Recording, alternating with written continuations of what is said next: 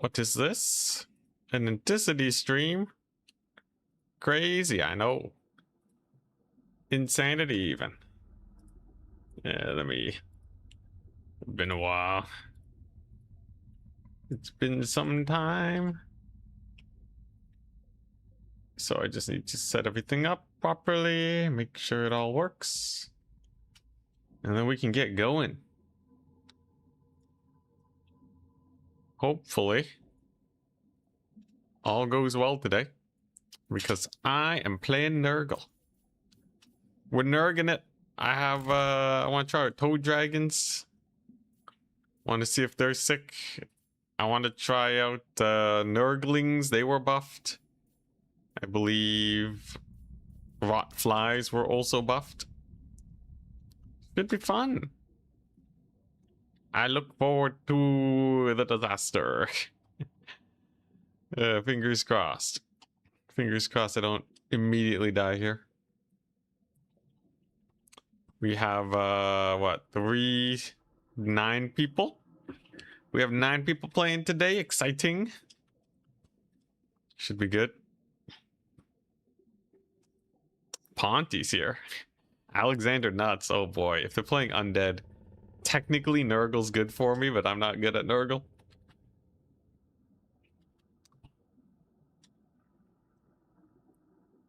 The content's really hard to find and get into. Where can I watch you play? On stream. Like right here, man.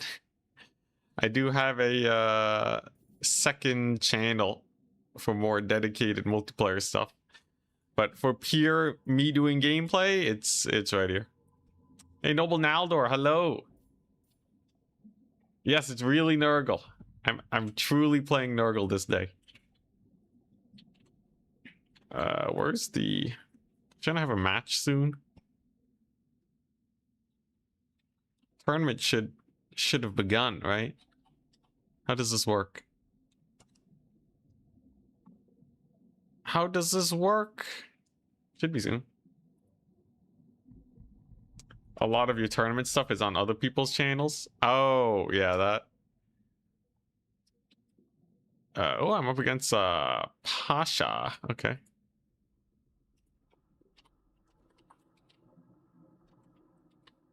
Yo. Let's see here. It's Kislev. It's pretty big. I guess I'll get rid of Imperial Road. Yeah, you know, when I play games, people are gonna cast them. I think right now the 2 scenes that are most likely to cast me is probably Renataki's tournaments and Turin's. So you wanna keep an eye out for that. That's basically it, though. I got hit with the Nurgle the other day. I got sick.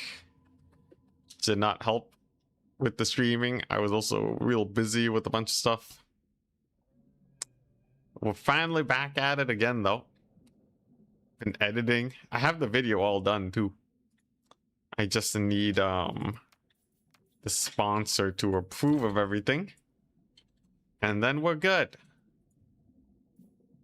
And then I can actually just get the video done.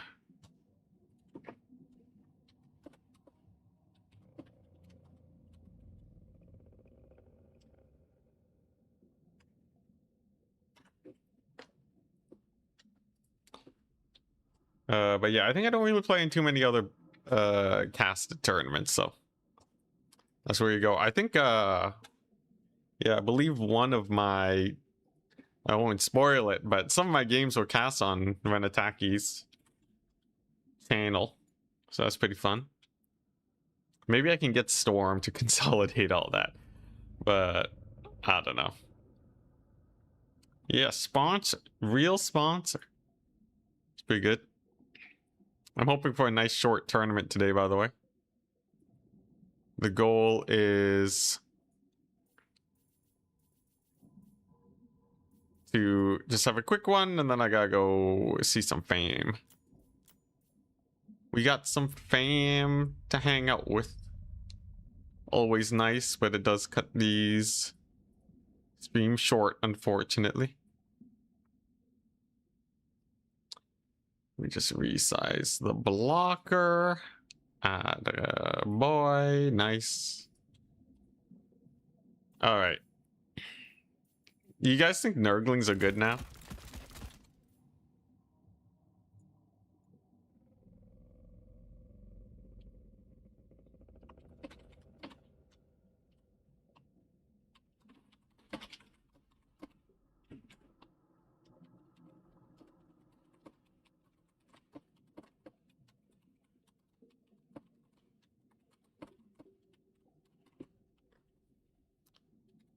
All right, here. You think Nurglings are good now? There's Nurglings, there's Rotflies.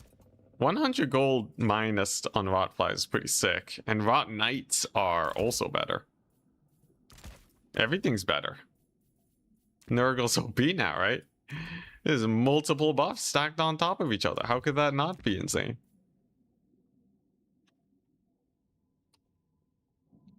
Yeah, Father of Blades is pretty hype. There's some fun slow stacking thingamajigs.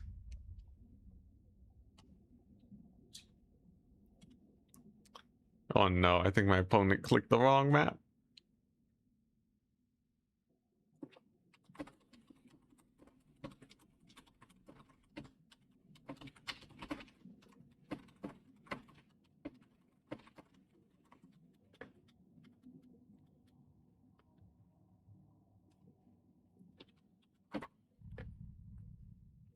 All right, just helping out my opponent because they are having trouble with the website UI. It can be a little tricky first time around. What were the changes? Toad Dragons got an HP increase. Nurglings got an HP increase. Rotten Knights have smaller hitboxes, I think, in melee, so they can group up better and land hits more. And Rotflies are 100 gold cheaper. That's the gist of it. Quite a few buffs, actually. But then again, are the buffs really that much when you compare them to the craziness of Norska getting buffed with the better Kurgan Horseman? That one's insane. That one's truly crazy. If it's Kislev, there is only one lore of magic that you should bring. Very straightforward, that one. Immune to contact effects is kind of a cool ability versus Kislev because that means you can't be slowed, which is pretty cool, actually. Maybe I do want that. But yeah, Nurglings are hype. Toad Dragons are hype. Everything's cool. Is Toad Dragon gonna be better than Soul Grinder? They're actually quite similarly priced. And I don't know. I don't know if the Toad Dragon is better than the Noxbringer. That seems pretty insane. Tamarcon's buff though. That's hype. A lot of crazy stuff.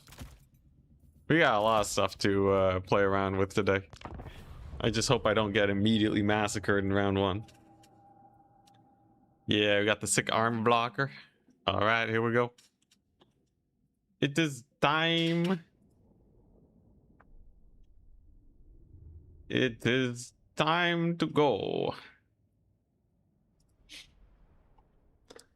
Ugh. Man, it has been a while since I think I didn't stream for like 1 week, 1.5 weeks. I want to get like at least a couple streams in, but I still want to focus on doing editing though. Kind of mixed. Like I do really like doing editing, but I also like streaming here and there. Right now, the rough schedule though is going to be infrequent streams.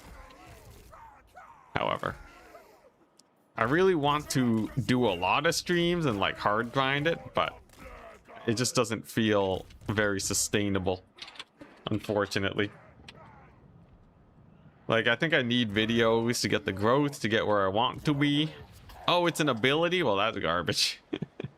Oh no, what have I done? It's a one-use ability? Dude, no wonder nobody takes this. But yeah, I'm pretty sure the YouTube growth pipeline or whatever is... You gotta get a bunch of videos out, find a bunch of people, and then you can... Then you can draw people into streams. It's so growth oriented. It'd be nice if I could just do what I want, but you know, bills and such. You know how it is. Far Guys doesn't benefit from its charge bonus. If you land it, both units are now grounded. Wait, no, charge bonus should apply for flying units that are charging in. Be very surprised if that wasn't the case. Oh, that's a little ground. Because Pegasus Knights get some pretty insane charges. Okay, so I don't want to be that aggressive here. I'm actually just gonna back up a bit. There's a little Grom. It can absolutely murder my Rot Knights like nobody's business, and that would just suck. That would be absolutely terrible. I don't want that. Instead, we're gonna let it shoot at my Toad Dragon.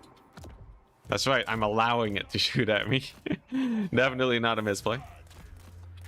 And okay, he's just chilling over here. I guess I could take this fight. What does he have? Some Streltsy? Is he shooting at the Toad Dragon? He missed! He missed the Toad Dragon! Scrub Lord! 12,000. Alright. That is a Griffin Legion, by the way. Very susceptible to stuff like Buna. Toad Dragon's gonna use its sick breath attack here. Just kidding, they got out of range. That is the most disappointing breath attack I've ever seen. Take two. Take two, we go for it again. Hey, there we go, nice. Pretty sick. All right, let's see if these new Nurglings can do anything. I'll try the damage reflection here. Toad Dragon can definitely cook. There's the double Snow Leopard. That's not particularly scary. And it appears my opponent is just kind of posting up here. It's not that bad for me, actually. It's like his Lord's getting murdered. Here comes the big fight. Griffin Legion. Easy pickings for the Buna. That's just flat, insane Buna Valley. Can't really go wrong with that. And then I'll just charge straight into the Streltsy. They're trying to reposition, but in theory, the Rot Knights just run straight into their faces. Kind of getting caught up by the Halberds, though. That's my bad. This fight's going great, though. I don't know if there's much you can do here. It's a big old massacre, and the Rot Knights did get onto the Streltsy. Great disruption, indeed. He did rout off the Toad Dragon, though. So I'd say this is an okay situation. It's a Griffin Legion. Rot Knight should win versus that. It's gonna rout off the Toad Dragon, though. But the Toad Dragon's supposed to be buffed. What do you mean? Very unfortunate. I also idled with these guys, and my Rot Knights are dying. Straight up dying to the Griffin Legion. Okay, well, that's actually very bad. As far as I'm concerned, that's terrible.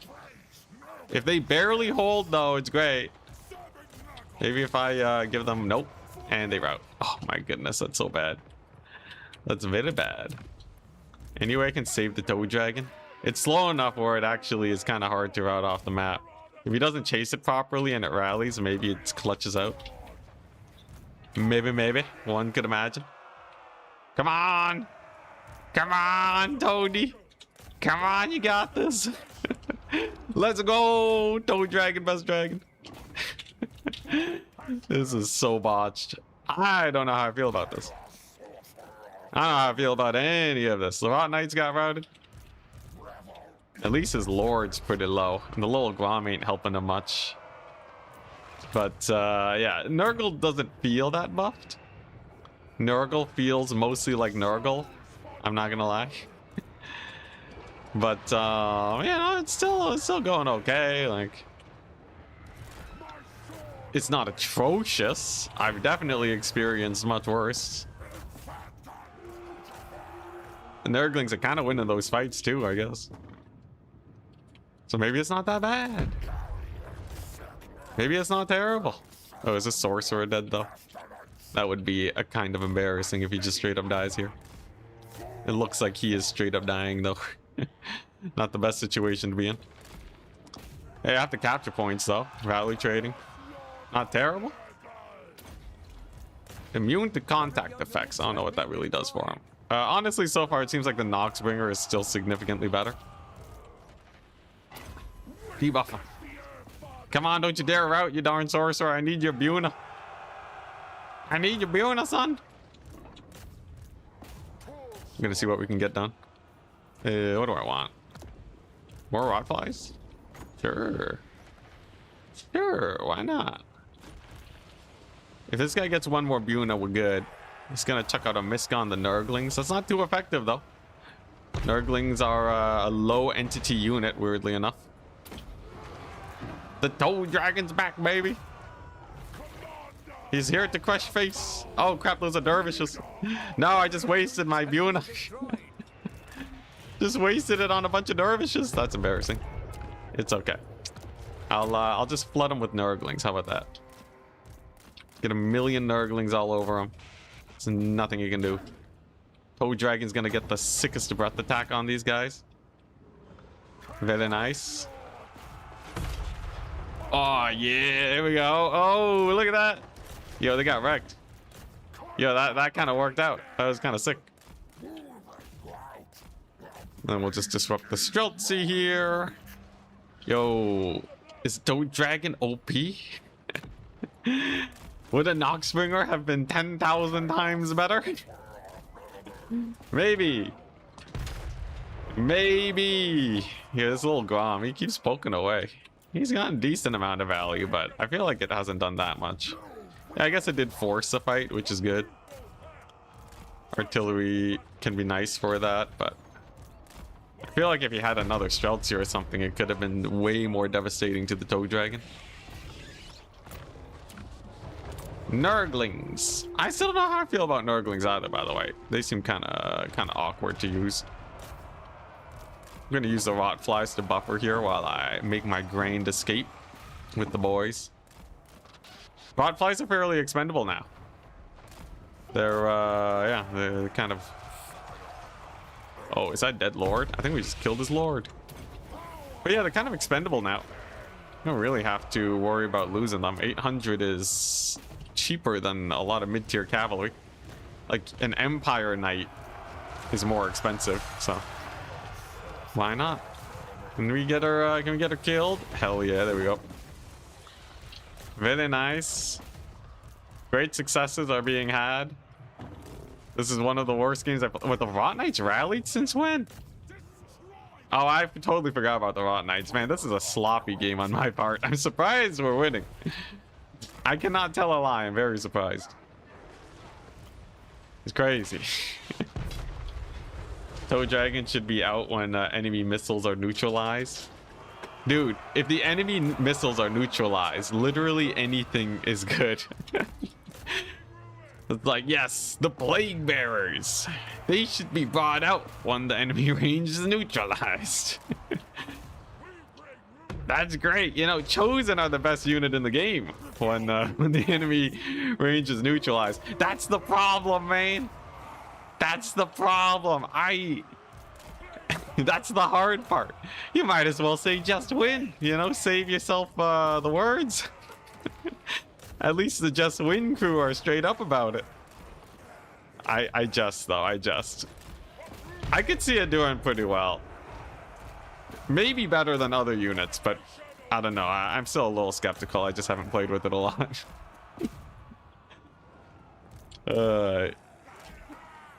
Seriously though, it's very difficult. I think if I spam Furies too, the Furies don't stop the range units for long enough. The problem is the Furies, they kind of just die immediately, so that's not really great. I think this is why most people go for mass infantry Nurgle styles, or they go for the big ol' Noxbringer plays. Other strats seem to kind of fall flat. I would be interested to see the Toe Dragon Valley, though. This game went about as well as it could go. Hey, correct win. Yeah, we're back. 7 months, dang. Yeah, I'm finally done being sick. I'm finally done editing. Life is good. Life is very good. I still won't be streaming a ton. Like, I don't think I'll be streaming 4 days a week. Because I want to try focusing on making videos for a little bit. But regardless, it ain't too bad. I should still be able to stream, you know, 1 or 2 days a week is the plan. We'll kind of have to feel it out.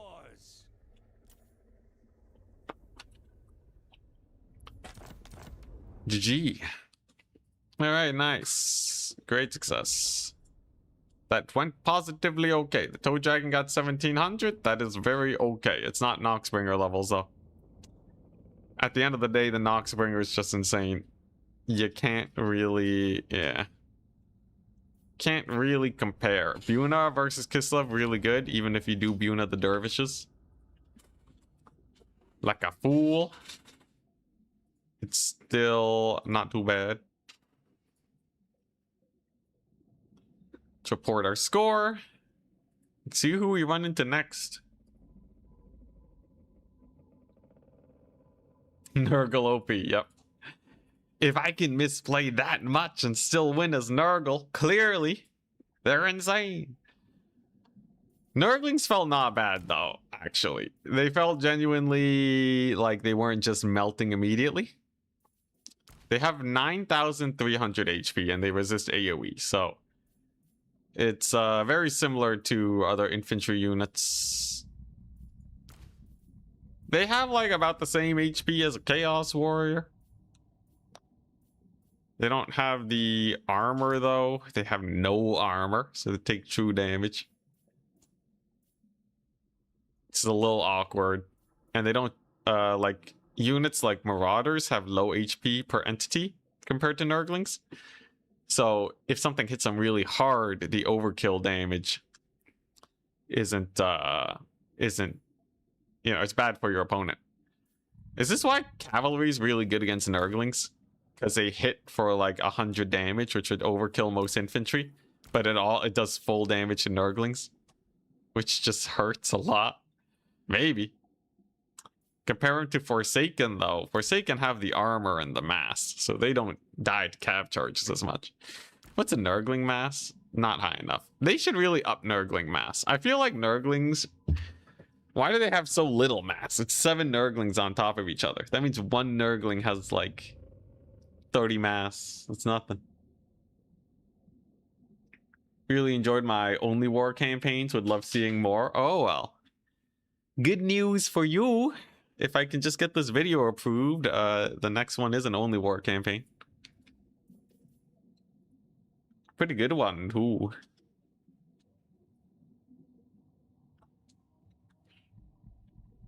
Some reflect damage on Nurglings? Oh, that'd be sick. Like, honestly, you can buff them up a bit more before they become a truly oppressive unit.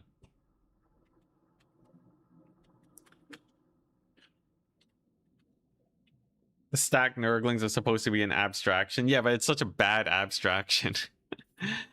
I don't know if you're talking to someone else, but yeah. Oh yeah, I'm definitely gonna go with Tamarcon later. But yeah, it's a really bad abstraction. Because the implications is that like the unit should have an effect that makes it take way more AoE damage. So the counter to Nurglings is AoE, but the stats are way higher than you would normally see. Because it's obviously 7 Nurglings. But instead, they kind of just made it like a normal unit with cool animations. Which is like fine, but kind of boring, man. It's kind of boring. I think CA could have done better. Oh my gosh, Alexander's playing Nurgle. The guy's playing Nurgle. What map are we even gonna play on? Alright, people. Nurgle versus Nurgle. Who do you think wins?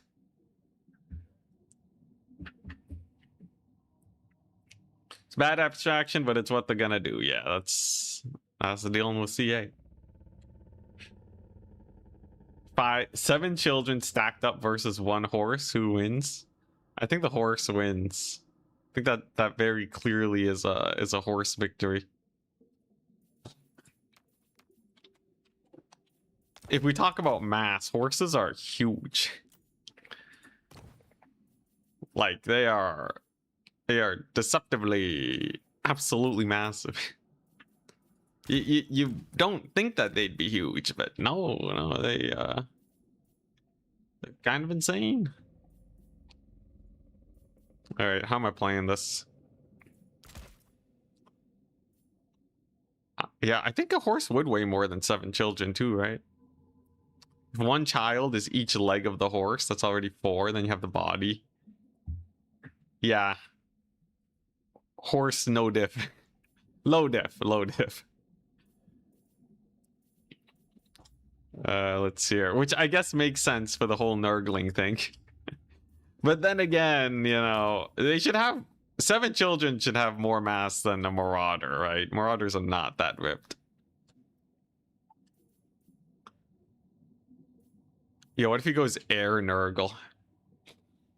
What if he goes the Royal Nurgle Air Force and takes like 3 plague drones? What if I take 3 plague drones? How disastrous would that be? It would be kind of hilarious. What if I just... It's like the One Ring meme. Oh, no. What if I just go mass air? Oh, it's a bad build. All right. What else is good? Sure, let's try this. Sure. I have a pretty good disaster build. And against Alexander Nuts too, it's gonna be pretty spicy, but if it works, it could be hilarious. If it doesn't work, so be it. We can lose a game. There's not that many signups today. It's chill. And then I just need some capture weight. I need a little bit of infantry clear. And I need something that can help fight in case he has a bunch of single entities, I think. Maybe. What if I just take a giant? What am I doing? What is this build? Why does this build feel so bad? Sure. Oh boy, this is a disaster build. This is a really bad one. Oh man, here we go. A burnt charcoal build. We cooked too hard. Have you looked at Zero Space at all? I have. It doesn't interest me that much. It interests me a little bit, but not enough to try it out. I've actually been thinking about playing StarCraft recently. Not on stream, but just for fun. And there's nothing in Zero Space that makes me want to switch from StarCraft. Because now StarCraft's getting updates. And I'm more familiar with it. Zero Space has that thing where it's unit clarity is a little awkward. It's a little hard to tell units apart, which will make learning the game more annoying. My build, by the way, very fun. I call this the I sure hope he has a bunch of big single entities build. We got Tamarcon in case he has mass infantry, but 5 units is very low. He doesn't have the counter Air Force. Let's go. Yeah, so I was thinking of bringing this build, and then I was like, wait a second, the Air Force just hard counters that. The end. The end is nigh, good sir.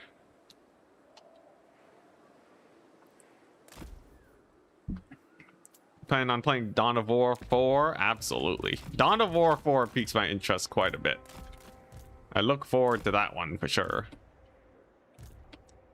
Alright, what are you gonna shoot at? You gonna shoot at Tamarcon? The normal soul grinder? That's not even gonna do damage, bro.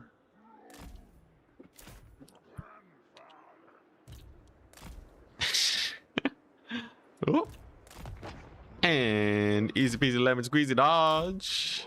Never mind, he clipped him. What a ripoff. I can't believe it. Worst game ever. Gonna shoot another volley. That one just misses and I didn't even try to dodge. What is this? Alright. Well, time to kill his 2,000 gold Noxbringer. This'll be fun.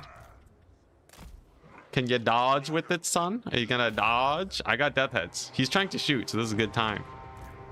Woo! Big deeps. Huge deeps. Oh my goodness. And we're just gonna fight those little furies over there.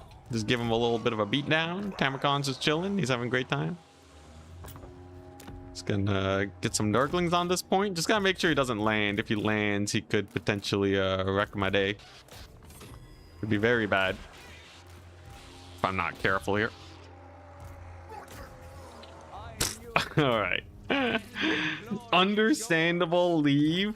He was pretty screwed after summoning over 1,000 gold worth of Furies and having them immediately die. But also, dang, man. Dang, I'm just bullying. Sick. Anticity's Nurgle prevails. Yeah, but seriously, I was thinking about doing a crazy build like that, but I was like, it just dies to rotflies. And I was like, wait, it just dies to rotflies. 0 losses. Perfect victory. He lost some Furies. He didn't lose any of his starting army, though. Alright, nice. Pretty good, honestly. I think if he went mass infantry, he would lose to Tamarcon too, because any single entities he brings out die. If he has a bunch of horsemen, that would be the best case scenario, right? But I don't know if 4 axe throwers actually beats this plague drone squad, and it loses to Noxbringers. So I don't know. You hope Dawn of War 4 is good. I seen some videos of people talking about the jank in Dawn of War. They're like, if you zoom in really hard, I'm kind of making it sound like it's a meme, but no, it's actually a thing. You can see like the units don't move as well as you would want. There's some readability issues, which are more easily fixed. But like units kind of spinning around in circles, I'm getting like Total War vibes, which is a little freaky because if the game just doesn't play well, if it just doesn't feel good to play, then who's gonna play it, right? I'm a little worried. I'm just a little worried. What a wild win, yeah. All too easy. Let's see, where was this? Yeah, hopefully Dawn of War is good though. If it's a little bit of jank, it's fine. If it's a balance issue, maybe people will mod it. There's outs, but cautious optimism, maybe? Cautious skepticism.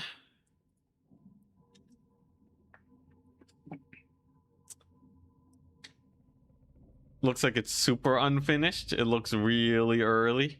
It's coming out soon though, man. A few months worth of development time is not a lot of time. Let me tell you. Having played with Creative Assembly's early access, man, and just being like, hey, let's take a look at XYZ, right?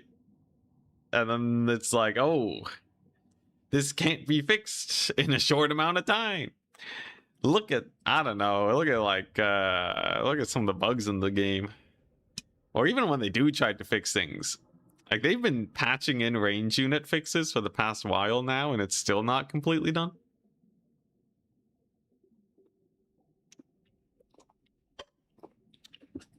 Admittedly, they did improve range units a lot from their completely broken state before. But always could be more work. It's still not 100% there. There's like chasing mechanics that are weird. Tower expansion? Hell yeah.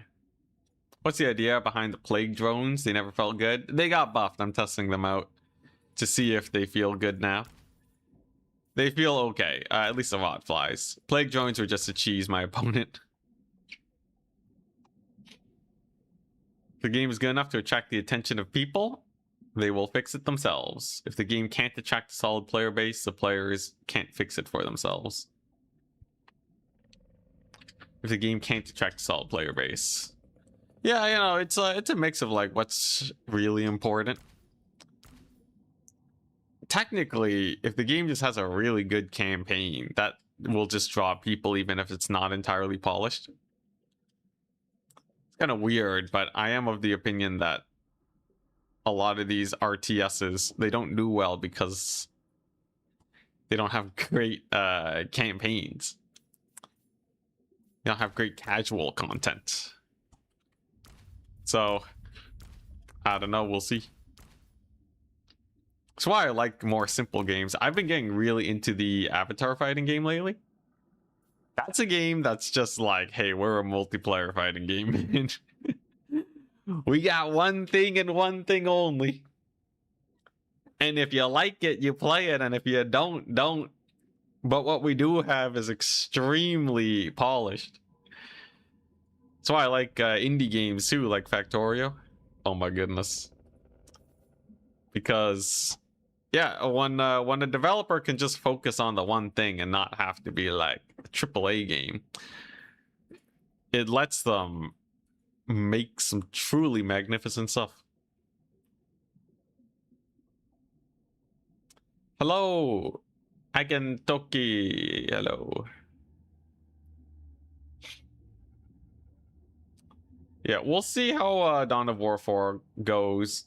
You know, there's games that have released in terrible states, but they get updated into a fairly good spot. So we'll see. Also, by the way, we're still doing raffles. Creative Assembly's just giving me like lots of keys. I sent the request for like what, 15-ish more keys to Creative Assembly. I'll be getting those soon. It's pretty nice. Pretty nice of them. I always say great people, just man, I wish I had more man hours to work on stuff that is important to me. Like even the value tracker in multiplayer, I can't believe that's still broken. Yo, actually, I can do a poll right now. Let me see. I wanna see something.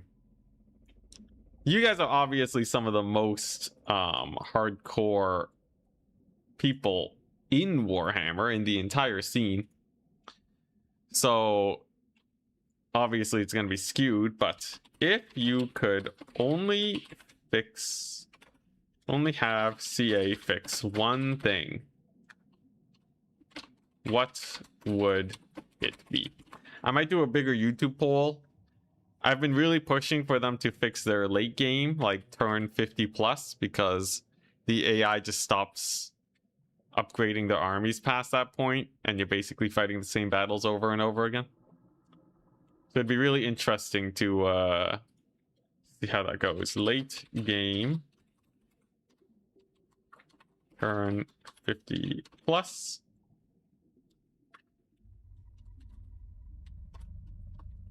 Multiplayer patches, siege improvements, fixing bugs.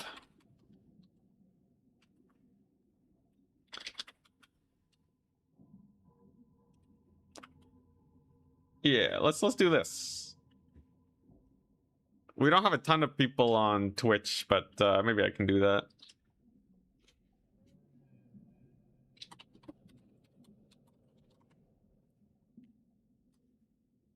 Let's see. Fixing bugs is really general, but you know, I think it's fine to have an option like that. Vote away. I will send this literally directly to Creative Assembly. I'll send it to their content creator, like management person. And all going well, you know, maybe it gets to the devs if I'm lucky. That's what I hope for anyways.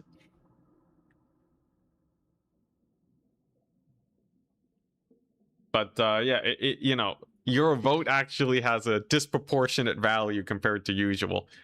I've been doing a big push. That's actually, I've spent like whole evenings just trying to get messages to Creative Assembly.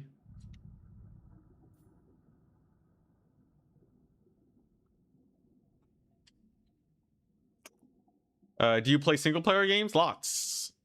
As in strictly single player games? Well, it depends on what you mean by strictly. Games I'm playing right now is the Avatar fighting game, Factorio, playing some Elden Ring, still trying to beat last boss of the DLC. I love Hades. Hades is great. Baba Is You, puzzle games, strategy games, that kind of stuff. Slay the Spire. Oh my goodness, Slay the Spire is great. I think I've almost Ascension 10, like beat Ascension 10 on all the characters. I'm trying to get good enough where I can do it pretty consistently. That's the goal. 30 votes. If you want your voice heard, 31 votes. We can get it sent across.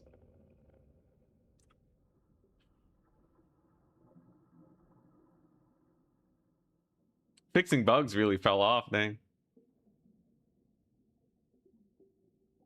Even though I don't play multiplayer, I watch it more than I play. Thus, I picked multiplayer patches. Yeah, you know, like, that's fine.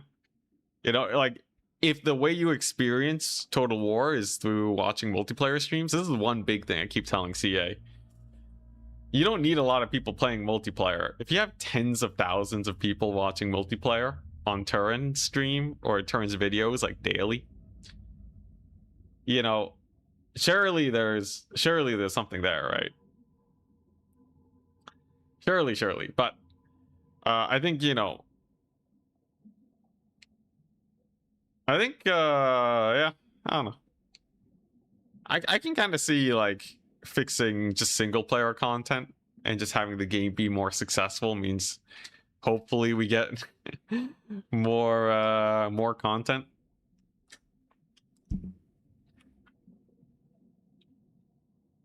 At least that was the stance I had years ago.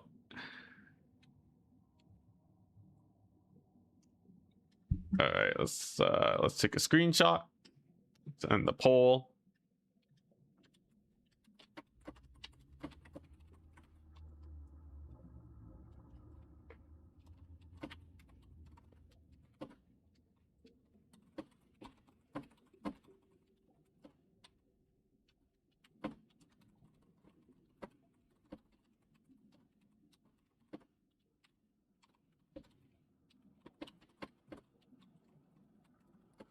Stream audience. Messaging CA. Look at my privilege.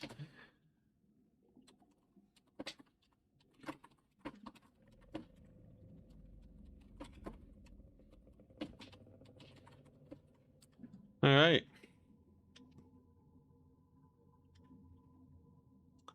Very nice. The bug fixing is lower than I thought.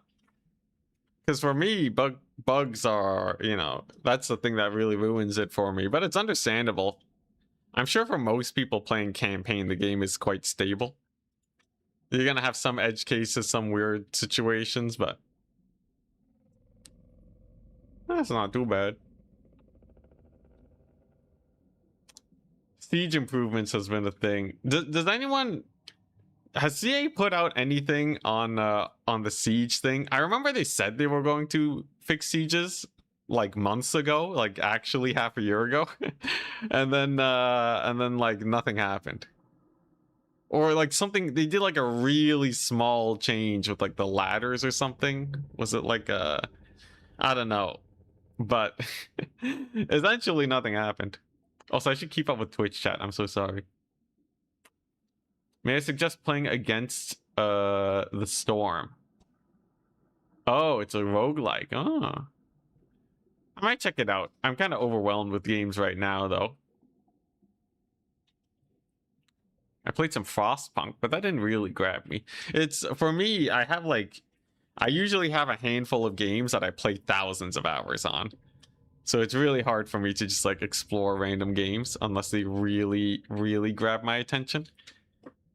It's hard to beat out Factorio. Factorio is insane. I'm trying to... I just started the Nullius mod. There's so much. I just finished getting all the achievements on a Space Age run. It's infinite content, man. It's just infinite content. Like, why would I try something new when there's just more Factorio? It's not like Frostpunk at all. Oh yeah, I was just throwing out stuff. I have no idea what that game's like.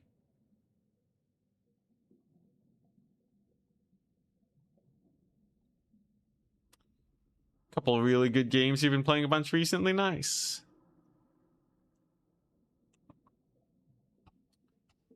It's coming in 9.0. Do we know? I'm up against TL on Lizardmen. Hell yeah. Hey, Lizardmen is pretty bad at dealing with mass infantry, right? But they're also pretty good at dealing with unarmored Nurglings, so I don't know how I feel about this. Lizardmen kind of rough. Frostpunk is a visual novel that pretends to be an RTS. Dang, very strong opinions about Frostpunk. I only played the first game. It was okay. It was a nice little experience. But it didn't super grab me. I don't have very strong opinions about it, though. I didn't play it much.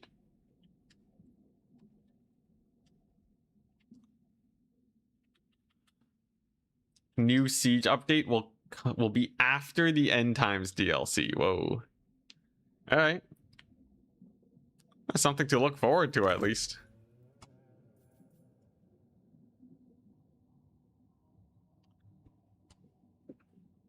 But yeah, it seems like you know, if people, I would, you know, okay, if you guys are voting for turn 50 plus improvements, if CA, at least if my, okay, there's a few assumptions, right? If my audience lines up with the general player base, which we don't know, but if you guys line up with the general player base on Hashit's oil fields, and you know, if the vote represents you guys, or you know, we'll just shorten it, if the vote represents the wants of the general player base, you would expect Creative Assembly to put out late game turn 50 plus improvements before the Siege update, right? If that's what's more important. He's back. Yeah, we're back. Probably streaming 1 to 2 days a week though, because I'm mostly focusing on videos. But I will still stream when I get the itch for it. I think that's kind of the new rule I'm following. I'm just gonna stream when I want to. You know, when it brings me joy. But yeah. We shall see. Doubt they will change any plans, though any battle update for sieges will improve all gameplay. That is true too. The vote, because it's just first past the post. You know, you could say that there's a lot of overlap between late game improvements and siege improvements. In my latest run, though, I actually didn't have that many siege battles. And I found the late game problems to be much more annoying. So having actually edited the video, I can tell you guys about you know, all the stuff that I got. But I spent like a good few hours in my like 100 turnish run just loading into battles that I didn't need to play. Only a few of them were siege battles, but a lot of them were just land battles. Now, part of it is because I was doing a challenge run and my army just didn't have good auto-resolve. But I did find that to be pretty interesting.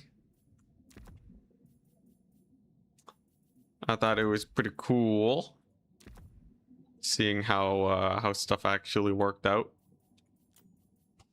Man, I don't really know how I want to play against Lizardmen exactly. I have some rough ideas, but none of them are particularly...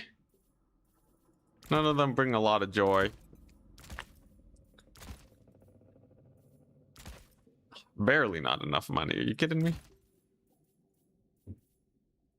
What if I do this? Sure, why not? All right, good enough. Kind of a janky army, but in theory, if I know my Lizardmen correctly, this should actually be rather annoying to deal with. At least I think so. At least I believe it to be true. But yeah, anyways. Regardless, I think it's something CA should really take a look at. I haven't seen them really do a lot of big improvements to late game. Really small nudges, which is why I'm personally pushing for it a lot. There's like stuff with level up systems too, right? So like when you level up, you know, after you level up a hero to level 50, your next hero, are you really going to level them up differently, right? Most heroes are going to follow the same level up path. So like one of my suggestions was have a way where you can just have them copy the level up path that another hero took.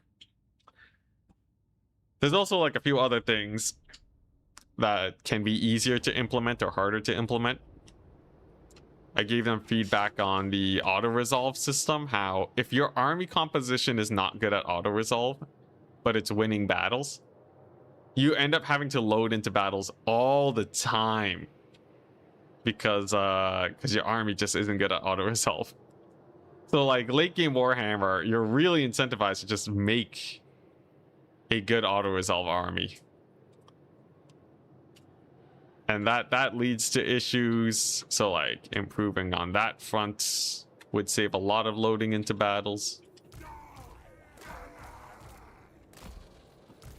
There was what else was there? I didn't get into much of the settlement management. I know settlement management is a big issue, but because I didn't really run into it, I didn't have that much feedback on it. Challenge campaigns be like that.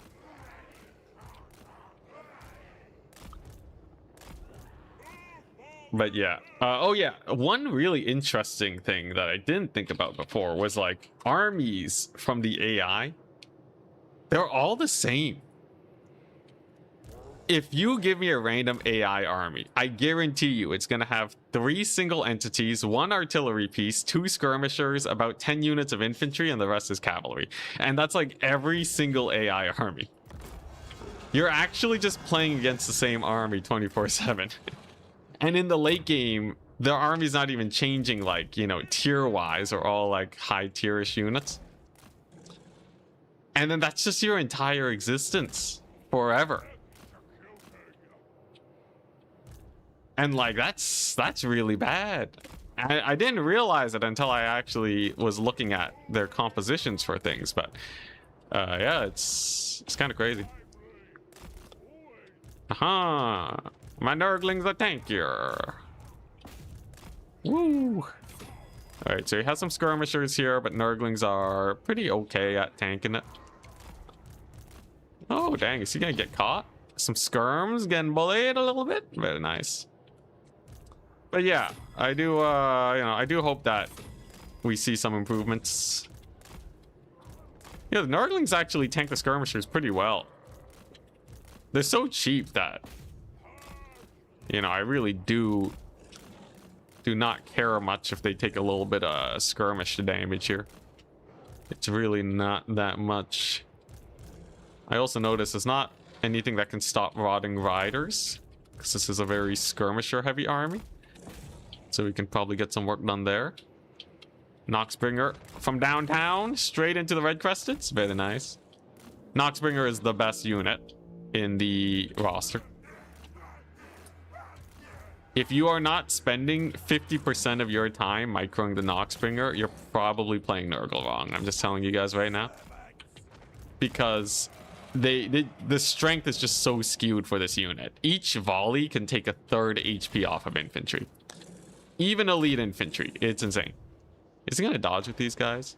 Is that a hand of the gods? You menace. More skirmishers here. Okay. We're gonna get our cavalry over here. Whoa! Okay, calm down, buddy. He's going for it.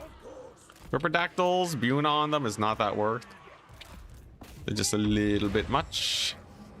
Should be able to rip another shot over there, though. Yeah, dude. The Chameleon Skinks, if they don't even kill a Nurgling with all their ammunition, they did not pay for themselves. That's pretty good for me, actually.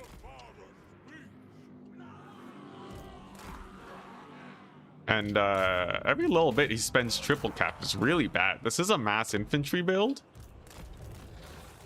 This is a mass infantry build. Oh crap, my lord, though. Whoopsie daisies. We'll just walk him back. It's okay. Get the charge on Crocky G. Beat him up. Really nice.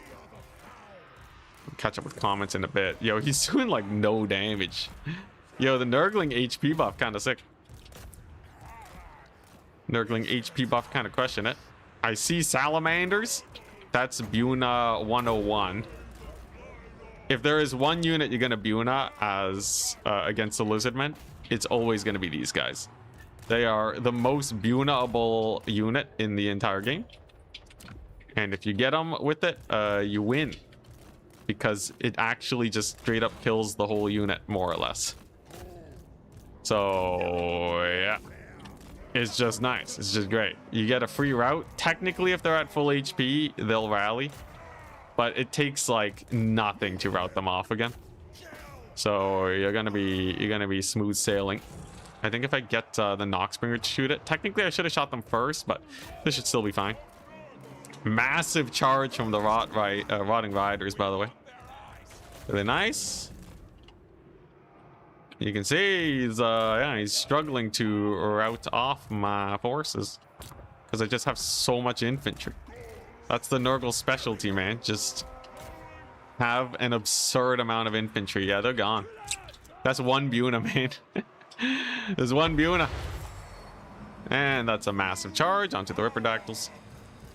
Just gonna flank here with some of these guys. Oh, did he miscast? Why didn't that cast earlier?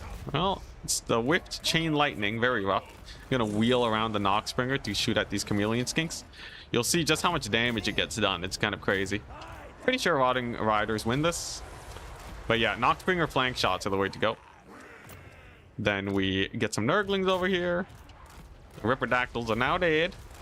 And life is chill. Yeah, Rotting Rider is absolutely up trade there. Very nice. I usually feel pretty sussed out about taking flat engagements. GG. I usually feel pretty sussed out about taking flat engagements. The reason is, you know, unless you have really good game knowledge on specific matchups, you don't know if it's going to be an up trade or a down trade. Because you're not tactically winning. You're literally just saying, I think my unit is better at trading than your units. And if you're wrong, you're screwed. And most of my opponents are faction mains. So they'll be very familiar with trades. It's very rare for them to want to take a trade and it to be good for me. It's just in this case, because I played with Rot Knights quite a bit, I was pretty sure they would crush those Spear Riders, and they did, which is good to see. The mass infantry is just a problem for Lizardmen. Chameleon Skinks didn't pay for themselves, which is insane. But I guess Nurglings, the tankiness helps. Pestigors also did very well. Noxbringer was doing great. Love to see it. Really good. That's 3 wins. But yeah. Anyways, yeah, let's talk about the turn 50 plus problem. I'm sure it's very complicated. I wish they would put more effort into adjusting it. I feel like there's got to be at least a few things they can do that are reasonably easy to implement. This is talking from a position of me not knowing anything about game development. Could be totally wrong. But at least in my head, you know, especially with the level ups and the auto resolve, I feel like it shouldn't be too bad. Maybe it is though, because if you screw up the early game, it's really rough. I think the worst case scenario is they change auto resolve. The worst case scenario is they change auto resolve and then the early game is screwed up, right? You don't want to touch the early game. But I think you can totally just have a band-aid solution, right? Can't you literally just make it where after 50 turns, the game looks at your battle history with an army and they're like, man, this army has not changed at all. It has the same units, but they're only getting stronger, and they just keep winning these battles. I don't know. Can they have a system that just looks at the enemy army, and if it's too similar to what the army's already beat, it just gives you the auto resolve? Can you just make it where auto resolve doesn't kill dog units randomly? That was one big thing. Auto resolve, I would happily have an option where you click a checkbox in auto resolve, and this can be late game, whatever, right? Only enabled in late game. But you click a checkbox, your army will take more damage, but it won't kill any of the units. I think that would be fine, right? Because in the late game, in the early game, that's a little risky. Because if you get attacked, you might get screwed, right? If your army's at like 1 HP. But in the late game, you have like plus 50% replenishment. And either you load into the battle to save your one dog, or you auto-resolve because you genuinely don't care about taking the damage because you're fighting in your own territory and you're going to replenish anyways. And just give that. This is obviously an edge case, and they can't just implement a bunch of edge cases, so I'm sure it's more complicated, but I don't know when the last time they looked into auto-resolve was. I don't know.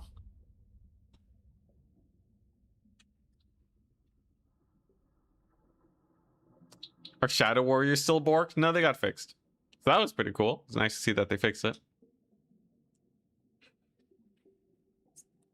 Auto-resolve rebalance by Katsuko works well. More spread damage, 95% less weird one-unit deaths.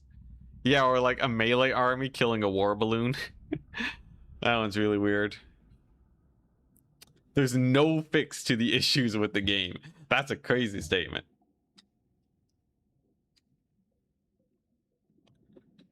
I think you gave a lot more context earlier, though. Unless you're saying there's no one fix. I'm sure it's very complicated. Oh, Ponty. Long time no see. Ponty, my man. Hello. Gonna Nurgle all over his Dark Elves. What do I want to play on? Rapturous Expanse or Ragnarok Lair? I think Expanse is better than a Ragnarok Lair. I don't know why, but the vibe is just not as good of a kite map. Maybe it's the terrain, I don't know. When you play manually enough, you could get a perk or something that boosts auto-resolve strength. Oh, that'd be cool. Yeah.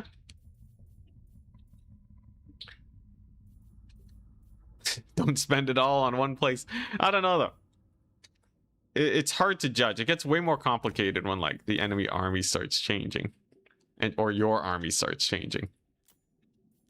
And there's still, I would say, that one of the easiest improvements they could do is just more enemy army diversity. I'm not saying they shouldn't take infantry. I'm not saying like the AI should cheese you. All right. If the AI is doing like if the AI is doing this, right, nobody's gonna have a good time. This is just boring. It's not even that good, and it's really annoying to play against, right? No, nobody wants that. What the AI should be doing, in my head, and this is one big point that I gave to CA, it should be sticking to a theme, like an actual multiplayer army, an army that's actually good. Because if someone came to me and they're like, I have a sick multiplayer build, right? 2 skirmishers, one of these guys, and like some infantry, and then like some cavalry, and like maybe a chariot, right? Like this is what an AI army looks like. And it's just bad. You either go hard on skirmishers and mobility, or you go very hard on the front line, or you go, you know, you can even lean hard on the artillery. And then that way, when you load into a battle, you're like, holy crap, the AI has 5 artillery? That changes things. Oh, they have 6 skirmishers? Okay. Maybe there's a good reason for it, though. I know people are not if you make an AI really good at doing mix-ups, it can feel really annoying because it's not consistent, right? Like the AI, there's reasons why the AI you might want it to feel more consistent. But I don't think that argument applies enough for my idea to be a bad one. At least I think so.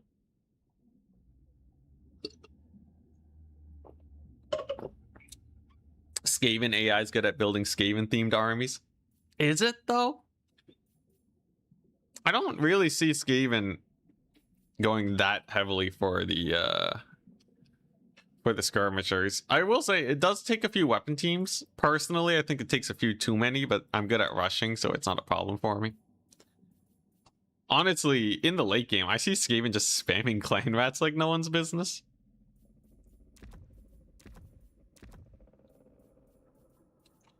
What map are we playing on? Expanse. Yeah, I don't know. I see they spam like way too many slaves and clan rats. And they don't go for molder builds very often. I don't see a lot of like sometimes there'll be some abomination builds, but like most of the time it's like a bunch of weapon teams and then some clan rats and it calls it a day. I don't remember the last time I saw like a plague monk rat ogre rush down build, you know? That's just like not a thing that the AI does, but that's like it should be a very thematic build, I think. Let's see here. What's generally good against Ponty? I could just try the normal.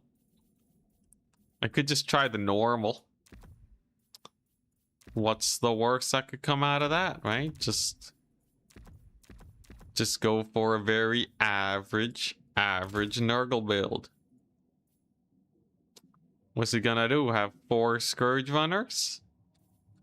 Bully me to death? Maybe. That would be pretty rough, actually. Let's see here. Dark Elves. He likes to go for Hydra shenanigans. I know that. I think the odds that Ponty's bringing a big monster is actually exceptionally high here. And I actually don't know what the best options are for that. I have a few ideas, but none of them make me particularly confident. I will try some Rotflies, though. I think Rotflies have high potential. And Dark Elf Infantry, they don't trade that well into Nurgle Infantry, right? I know they trade well in general, but Nurgle is one of the top dogs of trading in melee. That is literally the only thing they have going for them. So I guess we'll give it a go. Are Plague Toads good? I guess they clear infantry pretty well. That's kind of funny. Sure, why not? Why not go for some just absolutely crazy atrocious builds? Sure, alright, let's see if I die. Turn likes the toads. I think toads are like really situationally good. They have really low leadership, but their damage is really high. 50% armor piercing, decent charge bonus. Relatively cheap. They'll like Razor Gore Herd. Skaven can have some mean molder stacks with hell pits and immune rat ogres. That's true. I've seen a few times. You know what? Maybe I'll rescind my statement when it comes to Skaven. I will say for Kislev though, man, every Kislev build was the same. One little Grom, a couple Frostworms, couple Snow Leopards, and then like, you know, a bunch of infantry spam and some cavalry. And like, it was just it, man. That was it. Alright, here we go. Unlimited amount of infantry. Empire is also very similar. It was kind of funny when they started spamming land ships. Empire has a habit of going hard into land ships during the super late game. But Man, this is so much HP. But yeah, Empire starts spamming land ships. It would be cool if they had like a proper Luminarch build though, right? Like a build that actually really shows off the Luminarch. So a bunch of infantry to defend it, not too much ranged. Because the Luminarch is your ranged, obviously. And then a lot of like just a lot of melee infantry and a lot of melee cavalry. Boom, done, right? And you don't need a lot of artillery. You're using the Luminarch. There's a build that really showcases that unit.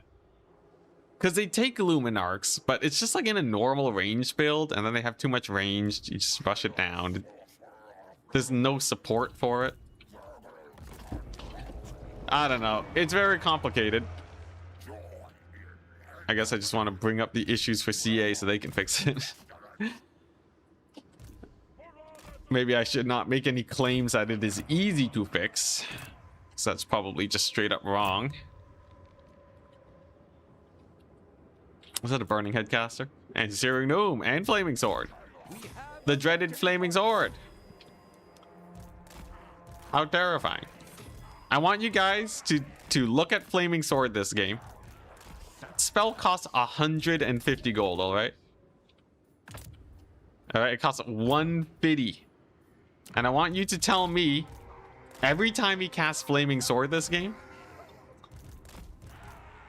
tell me how much value it got. Alright, we're gonna zoom in. It makes him do 20% more damage to demons. Okay, so there is that. So if they do 1,000 gold worth of value, if they kill 3 Nurglings during the cast of the Flaming Sword, it means that it made 200 gold worth of value. Now, it also spent Winds of Magic, which is not great, but I'm willing to write that off for the benefit of the Flaming Sword. I'm just gonna do a little bit of a build up. I think it's about time we push in though. I don't want him to take this point, and he's gonna kite me quite a bit. He also casts Burning Head, so I'll get a partial dodge if I just start moving. I can't believe I missed that though. Usually it's a bad thing to just chuck out a Burning Head like that, because people can dodge. But I guess if your opponent's misplaying, that's how it'd be. We're gonna do a Malice dodge over here. We're gonna give a little ring around the rosy on that guy.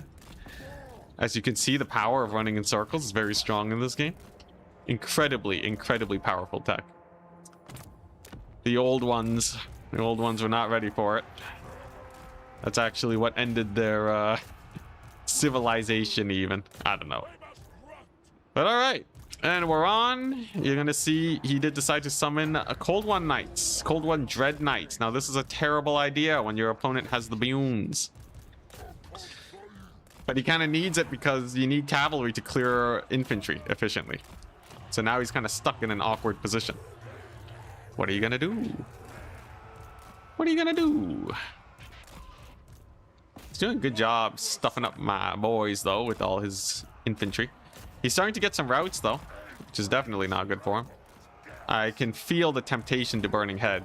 And you may have noticed that, despite having Flaming Sword at the ready, my opponent is not casting Flaming Sword. I don't know why you would not cast such a glorious spell. Surely the 150 gold deficit was worth it. Surely you were not just 150 gold behind for absolutely no reason. That would be a disastrous thing to have happen. That would, I don't know. But hey, you know, it gives a 20% damage boost to demons. I guess, you know, what if you just throw more money at the problem and take units with fire damage? I really gotta not go back into the pits. You know, I already had a solid, you know, year of me complaining about Flaming Sword. I already had a solid year, you know, back before I had my break from Warhammer. I don't know why I'm still thinking about it. Something about the spell just makes it live rent-free in my head. It's kind of crazy, actually. I don't know. It just has a rampage effect on Anticities. It's crazy. By the way, he's getting absolutely massacred by the Nurgle Tide. Nurgle's very good at bullying. Very good at bullying the vast quantities of kite that he throws my way because I am literally made out of HP. So all I gotta do is walk forwards, man. It's great. I'm having a wonderful time. You think Fate of Buna is an unfun spell? Depends on what you mean. If you're taking it literally, it is technically an unfun spell, yes. Because it is not fun for people to experience. But that's far from the answer to the situation. You know, if you removed all the quote-unquote unfun stuff from StarCraft, you would have no units in the game. Literally all the units... Ooh, that sucks for him. Literally all the units in StarCraft, they have their strengths and their weaknesses. And when they're strong, it's going to feel bad for the person who is... There's another burning head. When they're strong, it's going to feel bad. Right? Like, that's just how, you know, that's just how losing works. Right? So, you know, there's a little bit of that. Now, there's stuff where, like, okay, technically Buna is an undodgeable spell at 100-meter range. Does that mean that it doesn't have counterplay? No, Buna has counterplay. Buna actually has a lot of counterplay. You know, but I guess people have a hard time staying further than 100 meters away. Right? So, I don't know. I don't know. It's hard to say, right? Because at a certain point, obviously it's not going to be good. Obviously it's not great, but it's like the magnitude. You know, when Doombolt was really strong, that had counterplay, but the general consensus was the counterplay was not interesting enough, and it was generally too hard to execute, and people just don't like having their lord sniped. Now, personally, the thing I noticed... Okay, you could stop doing... Is he just not going to cast Flaming Sword? It'd be terrible. So personally, I would say for the really strong players in the scene, they made it... They actually had really good counterplay to Doombolt. So like Zarix would run a L'Oreal, and he would have a specific dodging maneuver where he kind of flew in a little circle, and that would consistently dodge Doombolt. It was actually a Doombolt counter. He also had a cool Tomb King's build that specifically brought spell resist as a reusable item to also stop Doombolt from getting a lot of value. And then suddenly Doombolt became a risky thing to take. You know, if you run Doombolt, you might straight up just have no spells that can do anything to the enemy. Which is like pretty interesting, right? Now it's a risky strat. Is your opponent going to spend more money on other spells? That's not generally very cost efficient at all. So I don't know if that's a very good thing to do. And it's, yeah, like to me, it's very interesting. The problem is that for a lot of people, they don't know the tech. And they're not willing to put in the time to learn the tech because it's not fun to learn the tech. You just have to try out a bunch of different stuff. There's not a lot of knowledge on what's good and what isn't. So it's going to feel sucky. I think Ponty might not get a ticket. We'll see if I can deny him a ticket here, because that would kind of be hilarious. I'm sorry, Ponty, but the bullying must continue. But yeah, so, you know, the thing is, though, there are techs in the game that people... that are, like, relatively complicated, but just by the nature of people having figured out the solution, it's not as frustrating. Wood elves, for example, right? If you're being kited, you take maximum cavalry and then you're good. But if you've never played the game before, it's just pure suffering. So, I don't know, like, people have made the argument still, though, that kiting is just unfun. And they don't like guerrilla warfare in their warfare game. They're like the British. thin red line or bust. And yeah, it really depends. It really depends on what people are interested in. I don't know. There's a lot of nuance. Also, dang, no tickets. That's crazy. But it is a kite build, and the kite, it needs a certain level of DPS to win. I think Danican might have been able to crush this with his exquisite Scourge Runner micro, but because that's actually very technical, and Ponty usually plays more melee-focused builds, I expected that just a normal infantry rush would give him some trouble, and it did.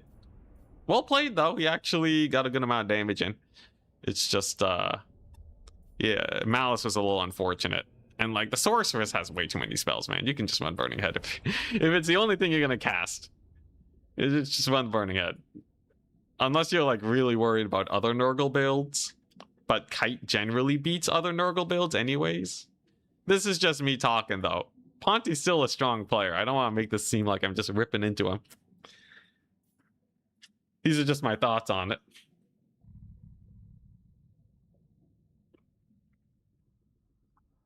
How dare you bring logic and reason to these people's feelings?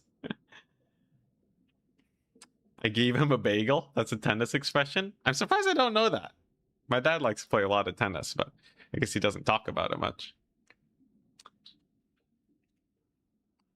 Counterpoint, I take max cavalry and leave them AFK and still suffer. You know, that's a really...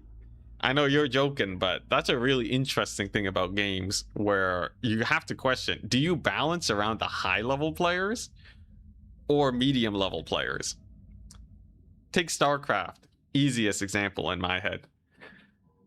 Psystorm, Disruptor shots. So the Disruptor is a unit in StarCraft that doesn't have an attack. So imagine a Chaos Sorcerer of Nurgle that just has Blight Boil. Infinite uses. So they can just cast Blight Boil forever on a cooldown. But Blight Boil is a spell you can dodge if you're good enough.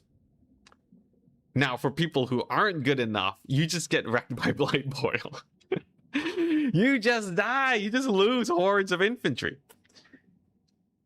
And on a high-level standpoint, if that character existed in multiplayer, I'd be like, oh, okay, that's cool. It can force a disengage. You can double down and use nets or slows and then hit them with the Blight Boil. Okay. If you're a new player, you're like, what the crap is this? They get a 13 Winds of Magic spell for free. And they can use it infinitely. It's infinite value. This is the worst thing ever. How do you balance that? I don't know. I'm not a game developer. But it's complicated. Oh, man, it's complicated. And I don't judge the people that have strong feelings about this. Because I notice when I complain to CA, I'm like, it's so obvious. You just should fix this. I'm talking like I'm a game developer. Because it's really easy to not know when you are not educated in the art of game development. It's similar to when people look at me and they try to give me tips on how to do YouTube. They're like, I've watched thousands of YouTube videos. How could I not know what is good for your channel? That's the same as me being like, I've played for 10,000 hours in this game. I know how to fix late game.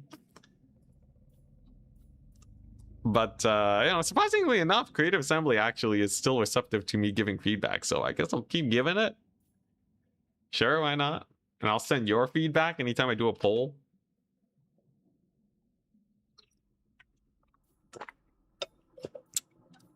Yeah, they recently gave a bunch of casters water balloons and phantom attacks. Disruptor has a phantom attack to stay out of range nowadays. Which I think is, in my head, it makes sense because it doesn't impact high-level gameplay, but it makes it easier for low-level. At least I don't think it impacts high-level gameplay that much. But then the question is, like, if you dumb down the game too much, then it starts becoming, like, way too easy to do things. You know, having picked up fighting games for the first time, right? You know, doing, like, the down-left combo to, like, shoot a fireball or whatever. One of the interesting things, like, that is technically difficult to perform, right? to do combos in a fighting game. But the process of learning that is fun. So I'm like, I don't know. Sometimes the difficulty is fun. Sometimes it's just annoying. Is it fun to learn and master keeping your disruptors out of range? Is that the gameplay we want to encourage? Maybe not. It's so complicated. The more I learn about anything, the more I learn that it's like really not cut and dry. There's like, you know, obviously there's just a lot of stuff. I won't go into every single topic or I will get canceled. I don't want that to happen. And obviously there's some sides that are more right than others. But complicated, everything's complicated. You know, I think that's what I would want to live by. That's my motto. Everything is complicated. Everything is just, oh man.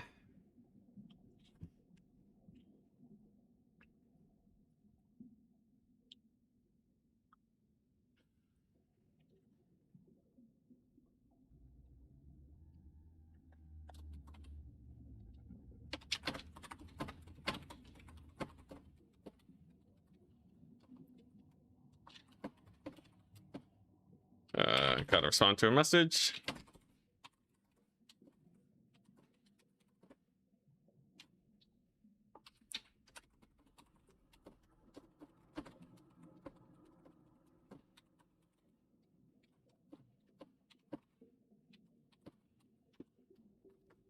All right. Siege tanks is fun difficulty. Learn good positioning to do better. IMO casters not having an attack is a bad type of difficulty. I can kind of see that. I will say, from a personal standpoint, it didn't feel super fun learning to keep casters out of range. It didn't feel like really rewarding gameplay.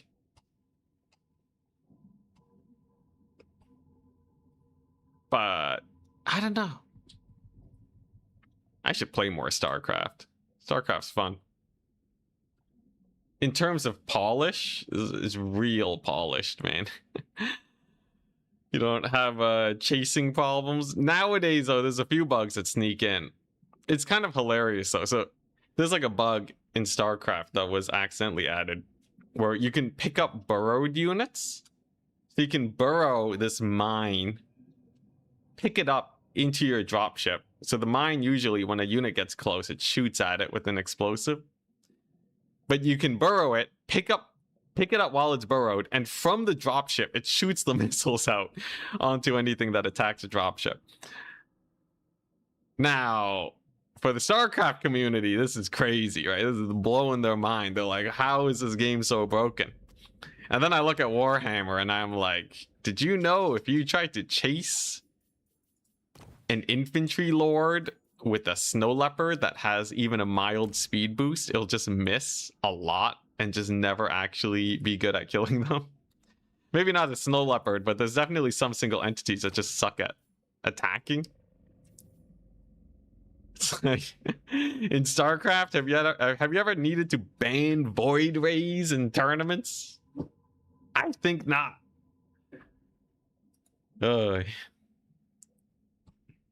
CCM, haven't heard of it. Modding community for StarCraft. Oh, that's cool. Bring cheaper stuff is literally the counter to Buna. It just pushes units out of the meta. So, yeah. The thing is it so good that it makes it where you insta-lose if you take some units? I'd say with reinforcements, it's actually pretty good. So, like, if I was playing Kislev and I'm like, they might bring Buna, I just take my cavalry in reserve like this. Or you do this, where you just, like, rush them down with so much cavalry, they only cast one Buna and then they're dead. Also very fun. It obviously is going to disincentivize certain stuff, but, like, literally that's just how counters work. So I don't know. It's kind of hard to say. Like kite units disincentivize slow units with low HP. Oh, I guess it's not much of that, but fast units with low HP. Are they pushing them out of the meta? I wouldn't say so. And I don't think Buna pushes out heavy cavalry. And I don't even think Doombolt pushes out all the lords. There's some stuff you can do. Yeah. And like Doombolt's pretty expensive too. What if it's the other way around? What if tanky lords disincentivize Doombolt? What if we just shouldn't have tanky lords? Because then otherwise, nobody's gonna bring these cool spells. Obviously not. I'm just memeing, but... yeah, I guess it's a magnitude issue. So if you had a unit that's literally, you know... Sigvald, the Slanesh killer, and if you take him, you just immediately get a victory screen if you face a Slaneshi faction. That's obviously like not fun, but that's more of a balance issue than it is a unit issue. Well, no, you could technically balance it. So technically, you could have Sigvald the Slanesh Slayer, you know, and if you made him cost 9,000 gold, it would technically be balanced because you're coin flipping to see which side would win. So, you know, that's obviously not fun. That's what I mean, man. It's complicated. You can have a 50-50 matchup, but it's just completely not fun.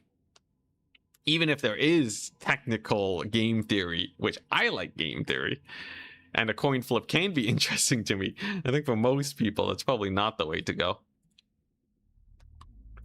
So how would you do that? Is it just like how much it counters it and how much utility it has if you don't run into it? So like Buna still has utility even if they bring cheap cavalry or elite infantry. It has secondary targets. If you look at Doombolt, Doombolt has fewer secondary targets.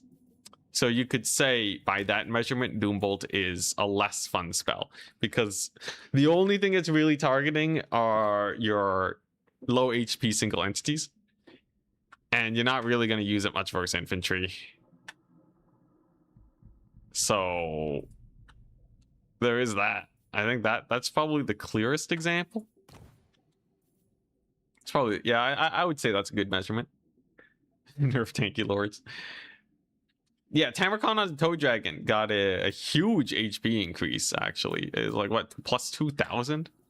It's crazy. This guy's chonky now, man. 14k. Hey, Tissy, you planning on playing Dawn of War with Karen again? Oh, yeah. Yeah, it's just, my schedule's just constantly packed between life stuff and making new videos and all that. I have so much stuff I want to do that I do not have time for. You can tell because I'm not streaming as much as usual lately.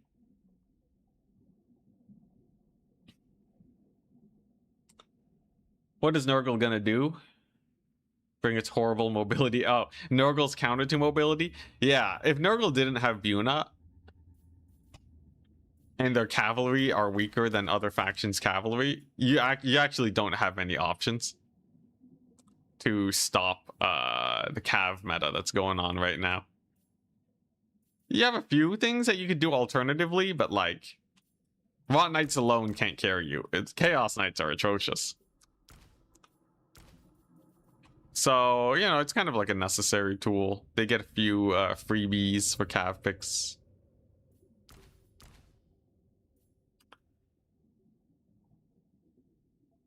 Tyrion. Yo, ITP is weird, man. So if you follow this guy is so cool and epic, they should have ITP, then basically all lords should have ITP. So, I don't know, it's kind of weird. Right? Like, does Grimgor have ITP? Okay, Grimgor does have ITP. He's a black orc, so that makes sense. Let's see here. But like, can we think of someone that's cooler than Tyrion that also doesn't have ITP? Krokgar. Krokgar doesn't have ITP. And I would say Krokgar as a giant lizard might be less prone to routing. But then again, lizard brain, I don't know. I don't know, maybe he should have ITP.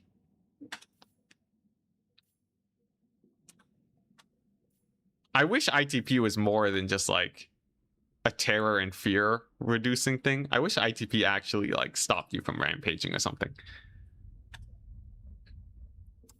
It's kind of bland, but what else do we have? How much leadership does Tyrion have? High leadership is also just a good representation of things. Tyrion has 85 leadership. I believe I saw recently that a unit doesn't rout. Like, the maximum amount of leadership penalty you can have from being injured is minus 75. So I think technically Tyrion at like 1 HP with no other factors will have 10 leadership still. Which is pretty cool, right? If you think about it. The problem is in practice, you're dealing with fear and terror and shock damage. So suddenly he is routing a lot more often. Honestly, I think make him 90 leadership, maybe.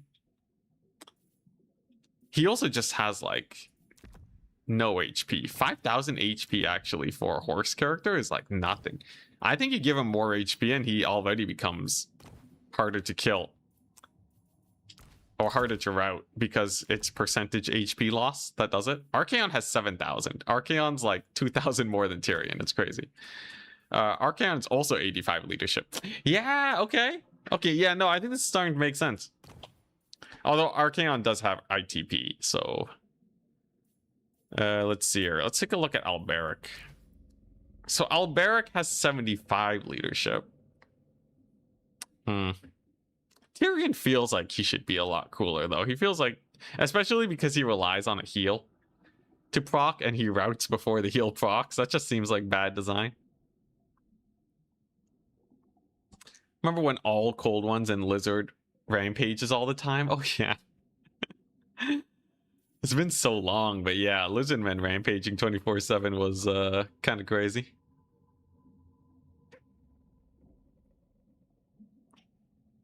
Yeah, fear and terror are like mini ITP. But I think it's boring to just give units fear and terror. Krokgar on his mount has terror, yeah. But a lot of people bring him on horse or, you know, cold one.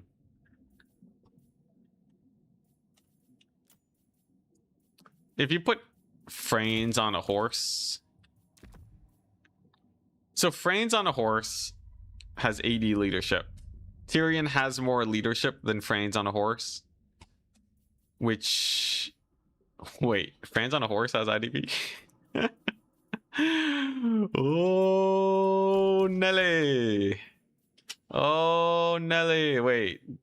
Where is he getting that from?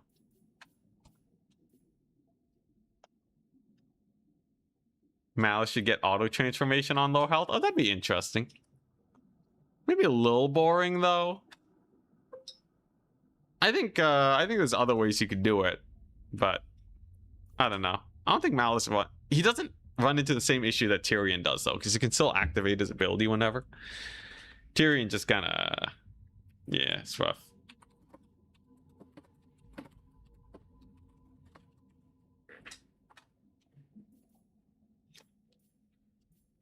Seriously though, France has ITP. He's a prince and emperor or something, and Tyrion isn't. Tyrion's just some guy. Okay, yeah, you know what? If France gets ITP on a horse, come on, man.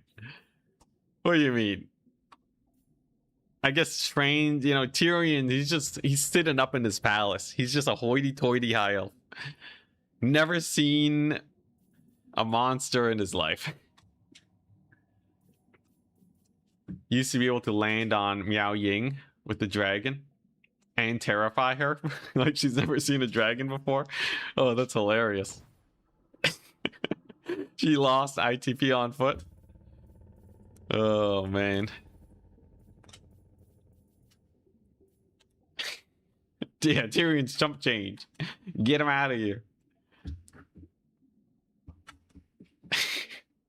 Recently started getting into multiplayer. Conquest. Ooh, nice.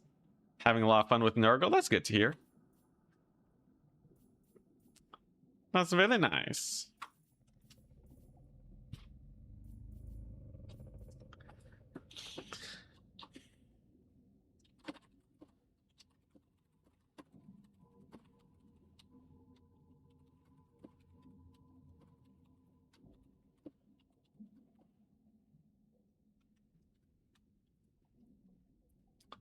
All right.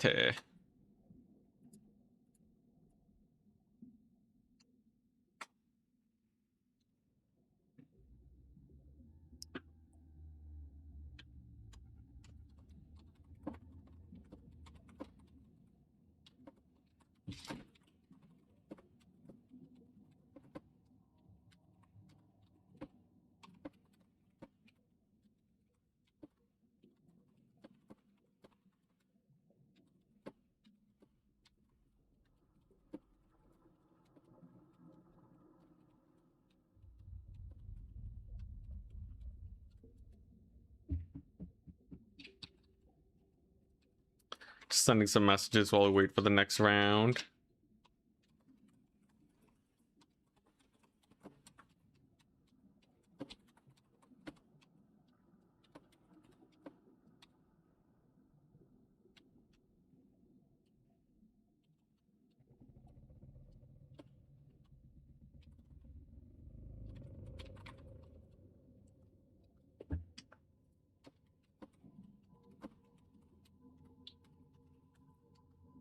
All right. Where were we at? Slandering High Elves. The true War Wagon legend is here. Yeah, I should have I should suggest to CA to make a War Wagon kite build. You know, I have dreams that CA will one day add a lord who only spawns from a settlement called Ent City. And unlike the other armies in Warhammer, he just makes the most degenerate builds. Just straight up, like, he'll come rolling in with just the penta, the 20 stack war wagon, or he'll just roll in with you know, war wagon mortar spam and just like a bunch of cavalry defending them. Bring back the Warhammer 2 action. Just this disgusting, absolutely disgusting filth. I'm telling you right now, if the AI ever brings armies like this, I'd have a great time, but I'm pretty sure this would be bad for the game if the AI did this. Though it would be hilarious. Personally, hot take, but I think the AI every once in a while should summon a boss battle army. So you have like the normal armies to keep you on your toes, but then like the advisors like Bretonnians, my lord. It appears they have eaten all their peasants, and the only thing they have left are Grail Knights and Guardians. Oh my goodness, what are we gonna do? I think you should maybe not take a ranged max build for once. Maybe bring some anti-large or you're gonna die. Unleash the Sortha Ek. Yeah, the problem is signaling, because in an actual campaign, what happens is the AI just marches into your territory and you have one turn to respond to this, and then it sucks. I don't know how they would actually telegraph it. We'll see. You know, I really hope. Yo, is the last round up yet? No. I hope the End Times armies are sick. You know what I'd really love? Something like this. I want like an End Times army that's like, I want like Archaon to roll in with just the most ludicrous stack. What's the most insano stack Archaon can roll in with? Would it just mostly be Khorne? Like honestly, something like this is kind of hilarious. I swear, they're just gonna slap on a Hell Cannon or something and just make the build suck. I'm thinking if he goes like full disgusting rush, it would be hilarious. Like 2 aspiring champions to mesh with the chosen, so they have like 100 leadership. Come on, all RORs, please no. Please, not the Festus ROR stack. Let's see here. I swear, like CA. So if CA had the reins, I guarantee you they would do something like this. They'd be like, ah, yes, just tuck this in, and then you're fighting a 17 stack because obviously this is gonna do nothing against the player. At least stick to the theme. So you have like ultra killy front line. This is like a bulldozer army. If I were to make a bulldozer army, you're gonna need monstrous infantry because the AI doesn't really do well with too much infantry. They go like way too wide. So like you would take like some champions of Slanesh to charge in and back up the chosen, or it can be dragon ogres or something, you know, just anything like relatively elite. And then you throw in some Zinch action, 1 Mutilith. I know when CA designed Oxyotl, they were real lazy and they're like, yes, if we need to make an elite army, clearly the hardest thing to beat in the game is like 10 Bloodthirsters and like a bunch of Lords and Change. Anyone play Oxyotl's campaign, you know exactly what I'm talking about, right? And this is actually such a garbage stack. I'm telling you right now, Oxyotl would have a harder time dealing with this than 20 Bloodthirsters or like 20 Soul Grinders. And like just make it like real terrifying, you know? You got like the hit squad, right? With the exalted heroes. You have a 6 spellcaster lord, and then you need something Nurgle, because I guess Nurgle's a chaos god, even though he really doesn't bring much to the table. I guess you could throw in some Rotten Knights, but like Skull Crusher's way cooler. You can do the trifecta though. Yeah, 2 of each. What if you do like something like this? I don't like the Doom Knights, but I guess you need some anti-air. But like this would be sick though, right? You don't see AI building armies like this. This would be truly terrifying. Because it doesn't waste any space on stuff that doesn't work. This is a melee build, and it is good at being a melee build. It's not fully optimal, but like, yeah, I think it's still fun. Why are there no games? I think we're waiting for the finals. We already played our 4 rounds. And for the finals to start, we need to wait for everyone else to finish their matches. So we're kind of just waiting and chilling.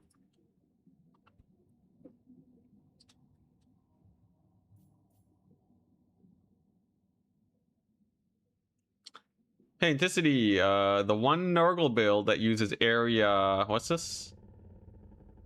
Debuff enemy attacks and damage. Is it useful? Oh, the max debuff Nurgle build?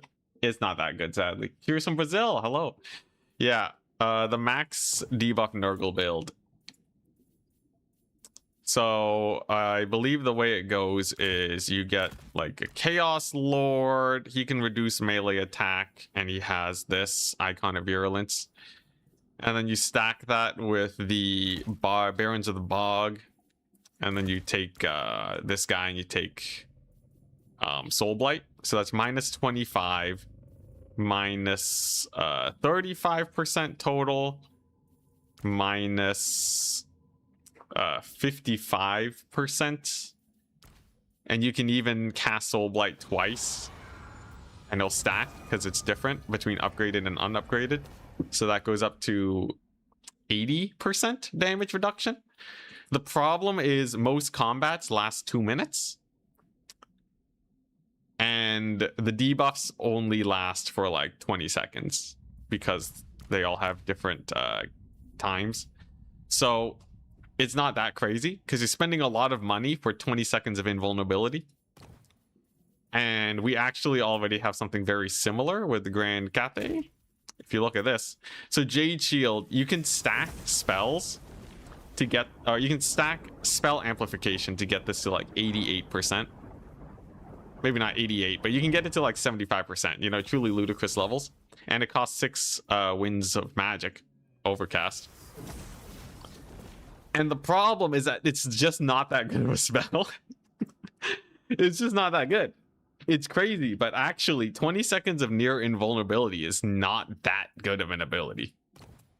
And with Nurgle, you have to like sell both arms and both legs to get it up for like 30 seconds, and then it's gone. And then you just don't have it anymore, and then they shoot you to death. So yeah, it just doesn't work. Oh yes, and the cultist. There you go. Yeah, he has Icon, and he has Warrior's Bane. Yeah. At the end of the day, though, you can literally be invincible for 1 minute. But if you're spending... Like, okay, just think about it, right? How much money would you spend to make a blob invincible for 1 minute?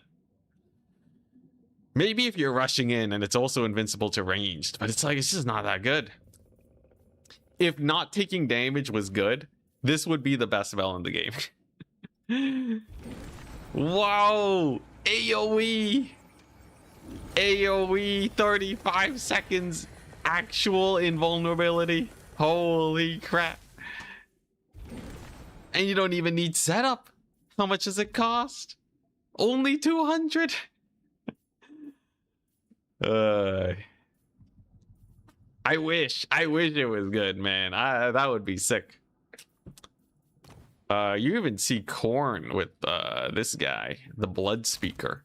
So the Blood Speaker also has cannot die for 25 seconds. It's a cheap ability. People don't run the Blood Speaker that much. You have dwarves with Glorious Death. 44 seconds invulnerability. If, you know, at low HP, right? They just can't die for 44 seconds. That doesn't do much. It just doesn't do.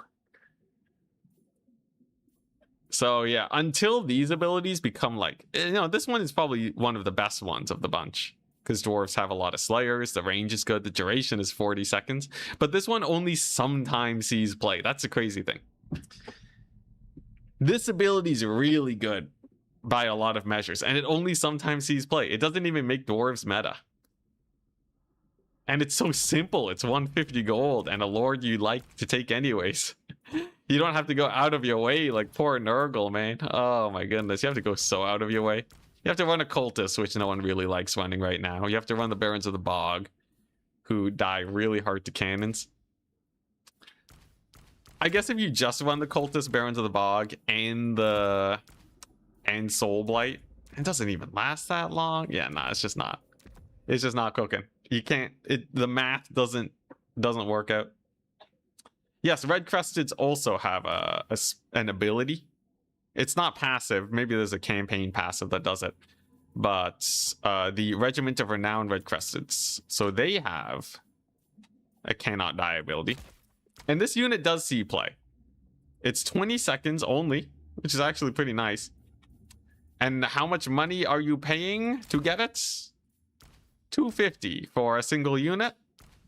You also get the stats. So let's say you're paying closer to like 100 gold. So you would pay roughly 100 gold.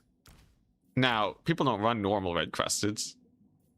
So you could say for this guy, it's actually pretty good. They're higher DPS than Nurgle, but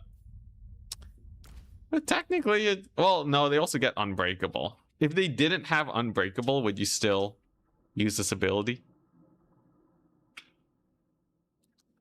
Okay, never mind. I think most of the gold is going into Unbreakable and the amazing stats. Refuse to die is kind of just a bonus thing. You can't say that's what's making you take it, even though it is good. But also, it's just an ability you activate, unlike Nurgle, where you have to stay in melee. It's also pretty funny because if you're playing as Nurgle and you're going to be in melee for more than a minute, you're winning anyways. You're gonna win anyways, bro. So you can have a build that wins by debuffing them, or you can have a build that wins by just having Plague Bearers. You're gonna be in melee for a minute. These guys do amazing after a minute of melee. No combo required. Yeah. Epidemius, yo, Epidemius. Oh yeah, he did get nerfed. What'd they change? They made Tally of Pestilence bigger, right? Did they change anything else? If range units could shoot in melee Crystal Sanctuary. If range units could shoot in melee, Crystal Sanctuary would be decent. Oh, that'd be cool. Technically they can, but their damage is way lower, so practically they don't shoot in melee. It's good if you're about to get trampled by 3 heavy cav units. Crystal Sanctuary. Oh man, it's one of those situations where it's like, yes, if you are in a terrible game losing situation, this will make you not immediately lose. If they could shoot in melee though, like if Crystal Sanctuary instead was like an AoE that stopped cavalry from going onto your range units, that would actually be pretty good.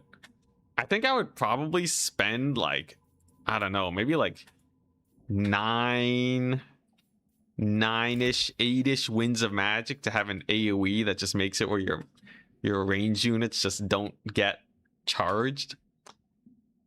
And then they take no damage, right? So it's actually, it'd be slightly better than Crystal Sanctuary. Man, that would be really good. That would be really, really good. And then you just shoot whatever you want. Oh my goodness, that'd be crazy. You know, if they make Crystal Sanctuary way cheaper though, maybe.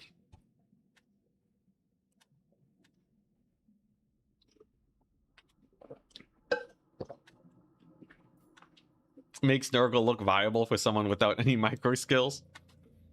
Nurgle's pretty decent if you get the right builds. I will say microing the infantry is harder than it looks.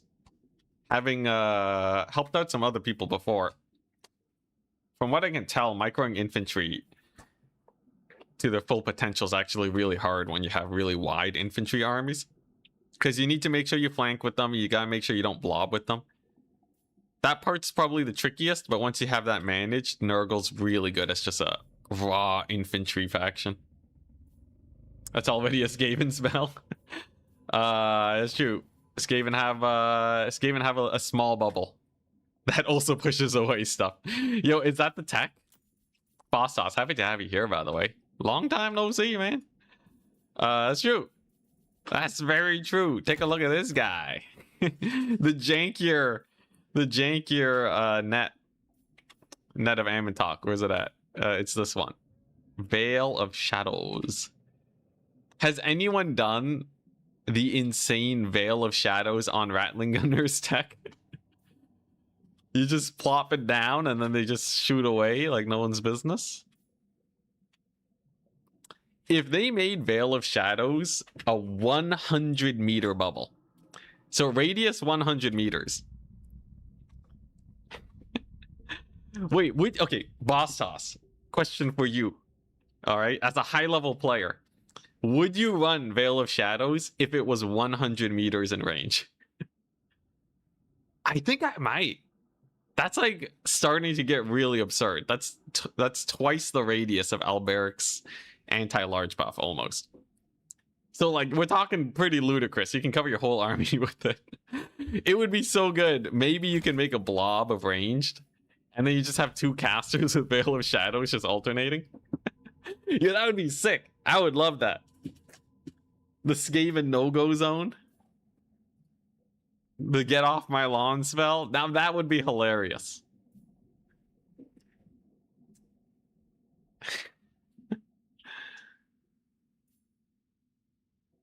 There's a certain mass unit that doesn't make it through.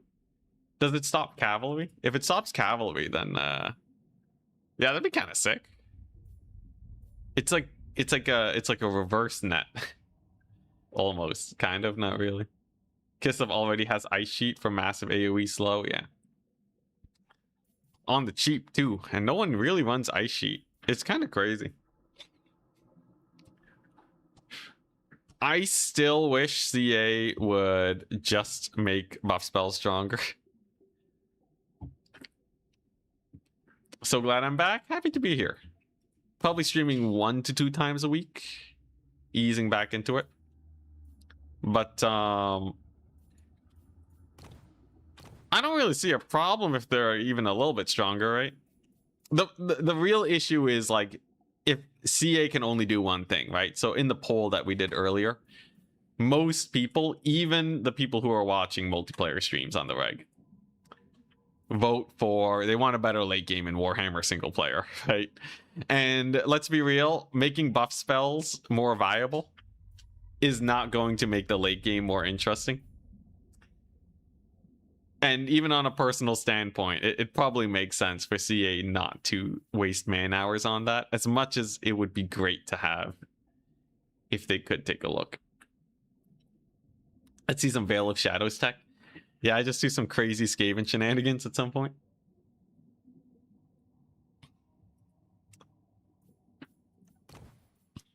There are some buff spells that are actually genuinely good, though.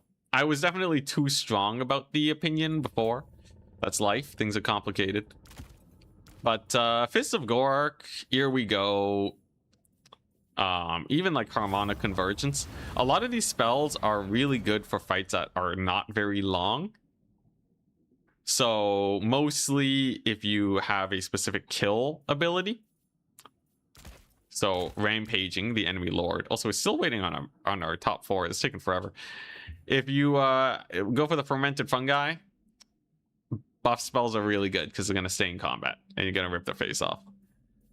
If you have a way to catch their cavalry, these guys do a lot of damage. They have low stats. Buff up their melee stats. They shred cavalry.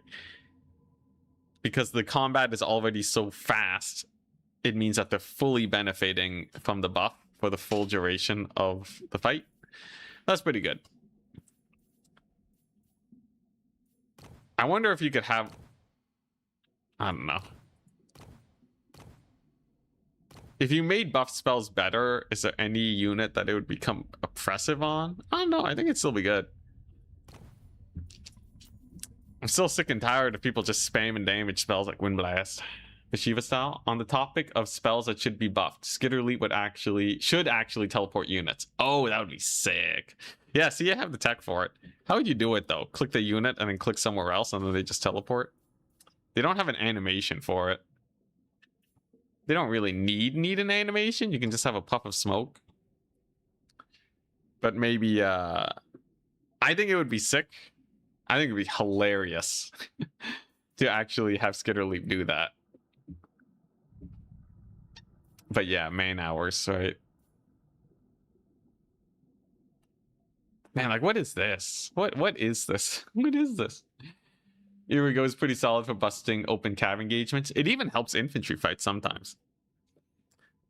You see it here and there when the melee attack is needed to actually land hits. The greenskins as a faction just combo really well with buff spells because they have high damage and low stats.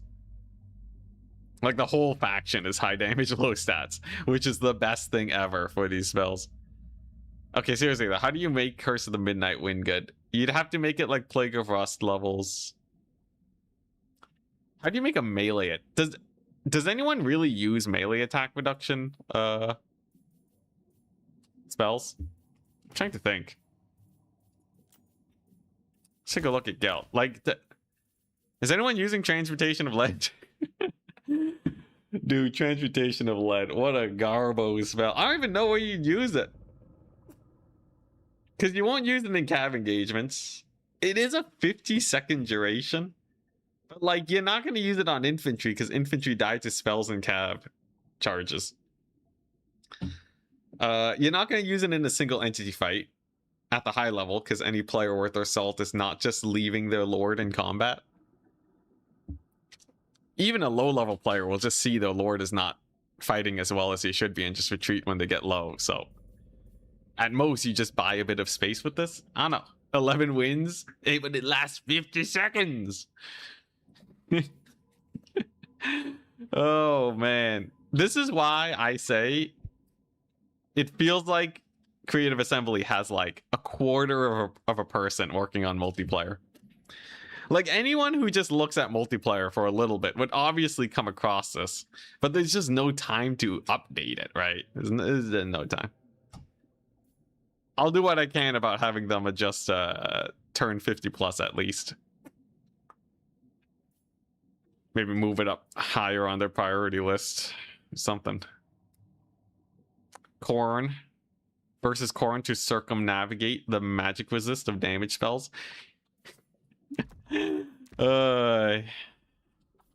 Poor summer child. No, no, the counter to Corn. The counter to Corn is the square hole. It's Gaze of Mork. You do damage. All right. If you're fighting dwarves, all right, it's the square hole. Pit of Shades. What are you talking about? You silly goose. Circumnavigate the spell resist. Hilarious. Oh man, that means if people are using Pit of Shades versus dwarves, that means literally you can make damage spells do 35% less damage and people would still take damage spells, like across the board, against non-dwarf factions. I think debuff spells are kind of funny in campaign with huge mosh pits, but in multiplayer setting it's a bit of a meme. It's actually a meme in campaign too. If you look at Legend of Total War, I guarantee you he's not using debuffs.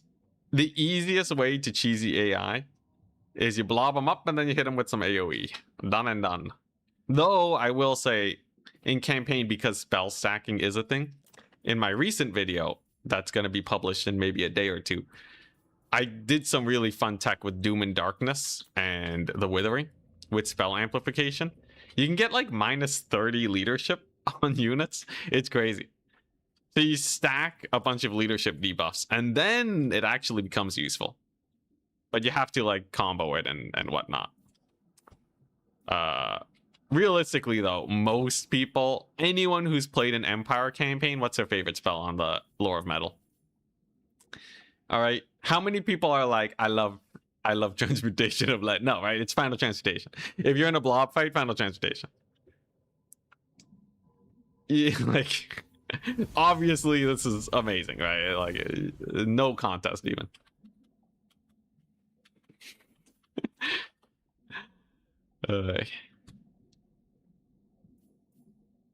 It's actually interesting too.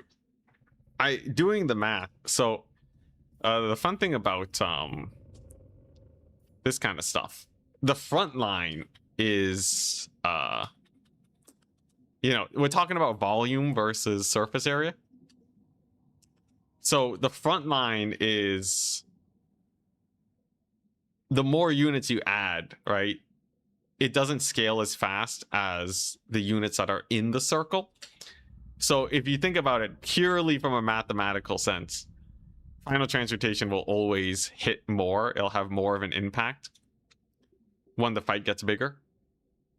Because at most, technically, Transmutation of Lead can only, the maximum number of fighting entities it can hit is a circle with a radius of 35 meters, right? I guess technically if Furies are diving in,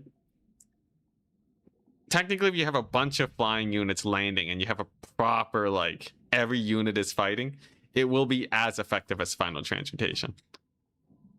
No, technically you can get more because if units are fully embedded, right, then you have 160 units fighting 160 units. So if both players give a move command and they completely mesh and then you cast this, that would be maximum effectiveness. But realistically, yeah, you only hit the front line, which is not very good. It's kind of interesting thinking about where it could be useful. If units could teleport more often, you know, like this would actually, something like this would be better to cast on a zombie summon. That would actually be really cool. Because then you kind of have like a pseudo counterspell where like the vampire count summons some zombies, you cast a debuff that lasts long enough for the zombies to do no damage, then they disappear, and then you're happy. That would be cool. I'd love that. Oh, disappeared for a second.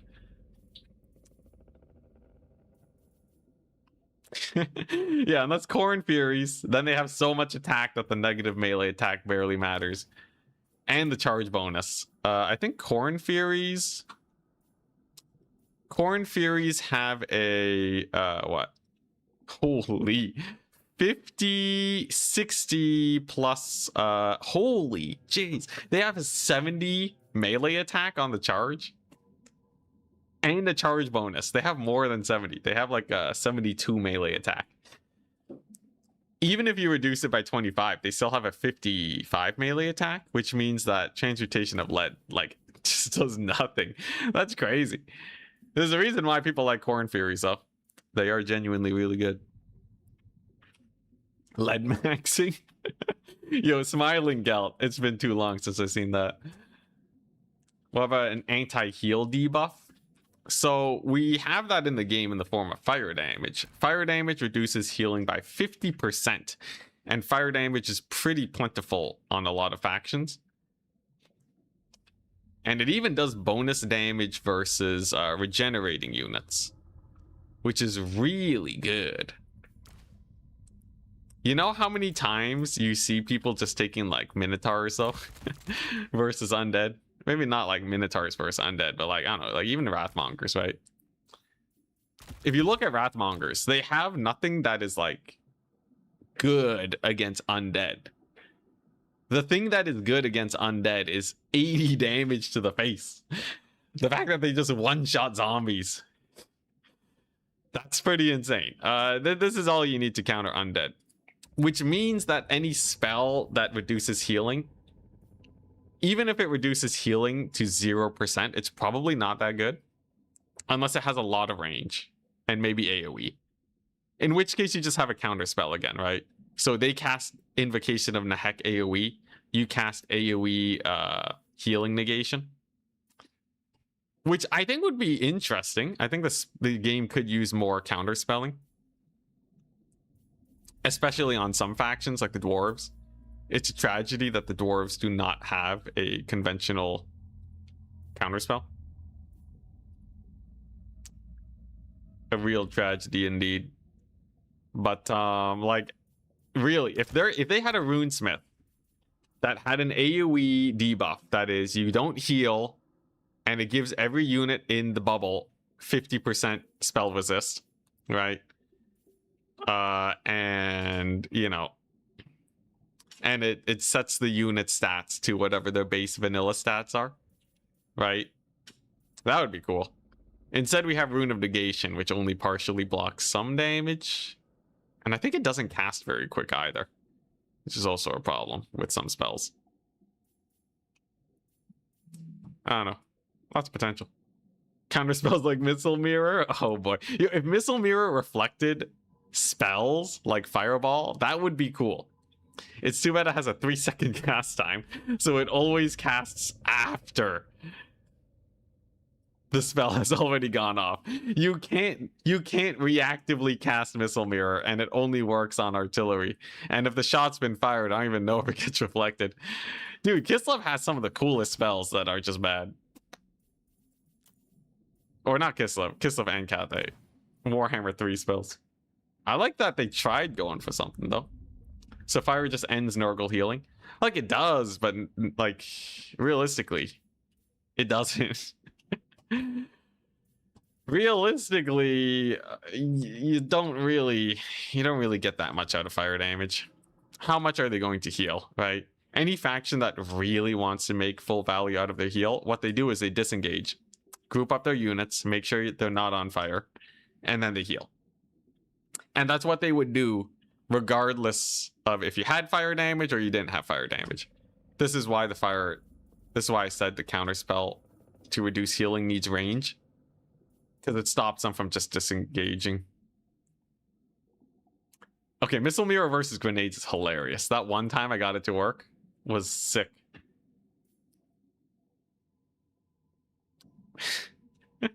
Dwarf discrimination.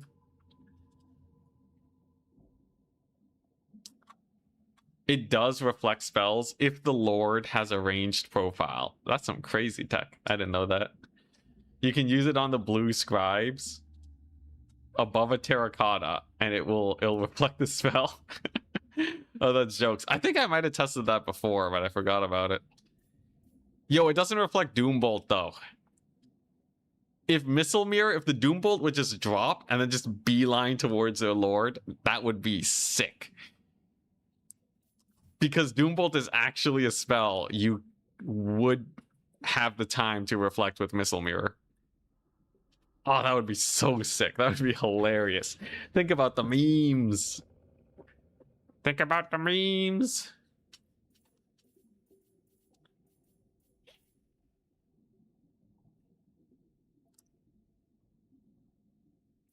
Slanesh wizards have a silence. Yeah, silence effects are pretty cool. A lot of them are not implemented in very interesting ways, though. They're kind of just like AoE silence effects. Which is like fine, but it doesn't feel like a proper counter spell. There's a few things that reduce magic. I feel like Glean Magic is a really hard spell to balance. So this reduces the overall magic your opponent has. But this is kind of like in Magic the Gathering. For all the people that have played Magic.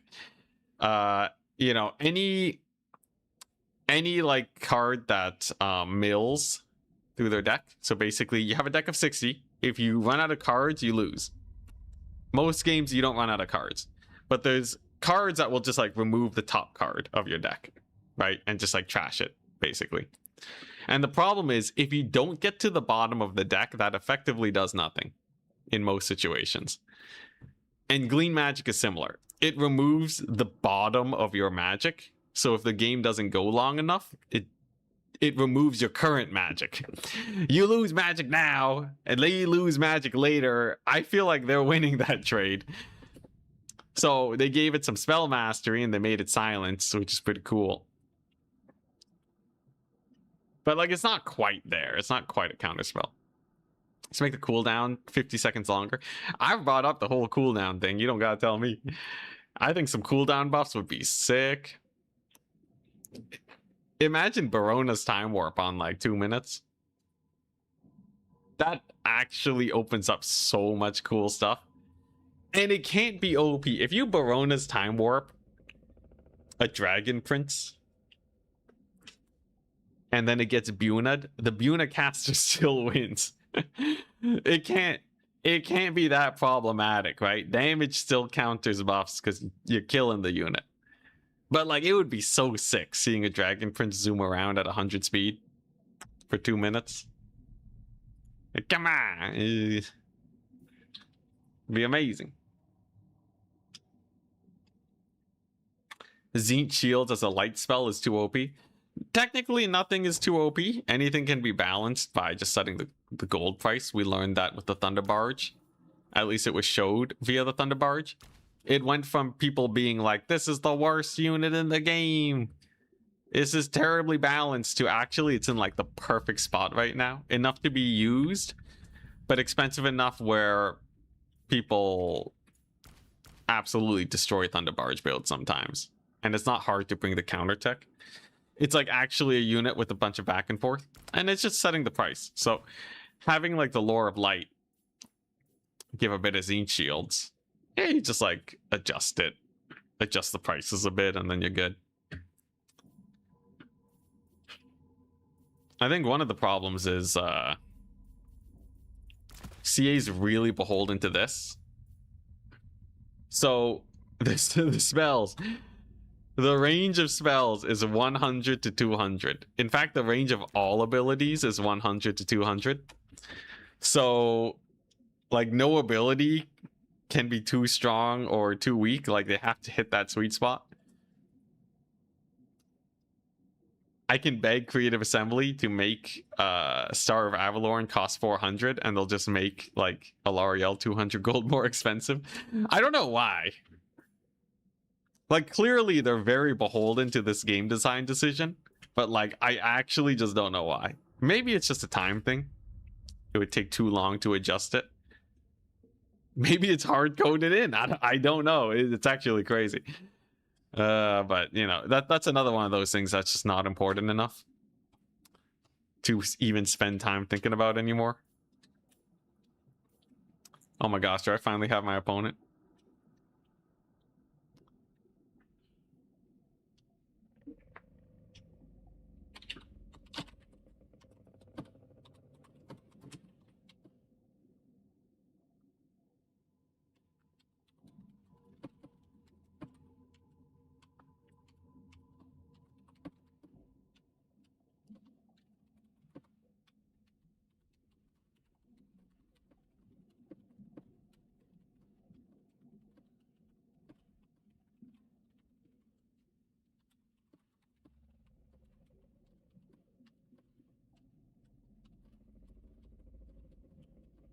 No, I don't have my games yet. Dude, why is this taking so long?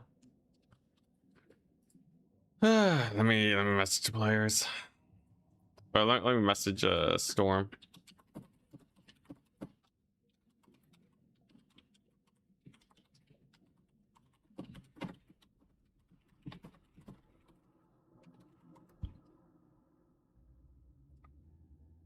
I have someone else helping me out with adminning.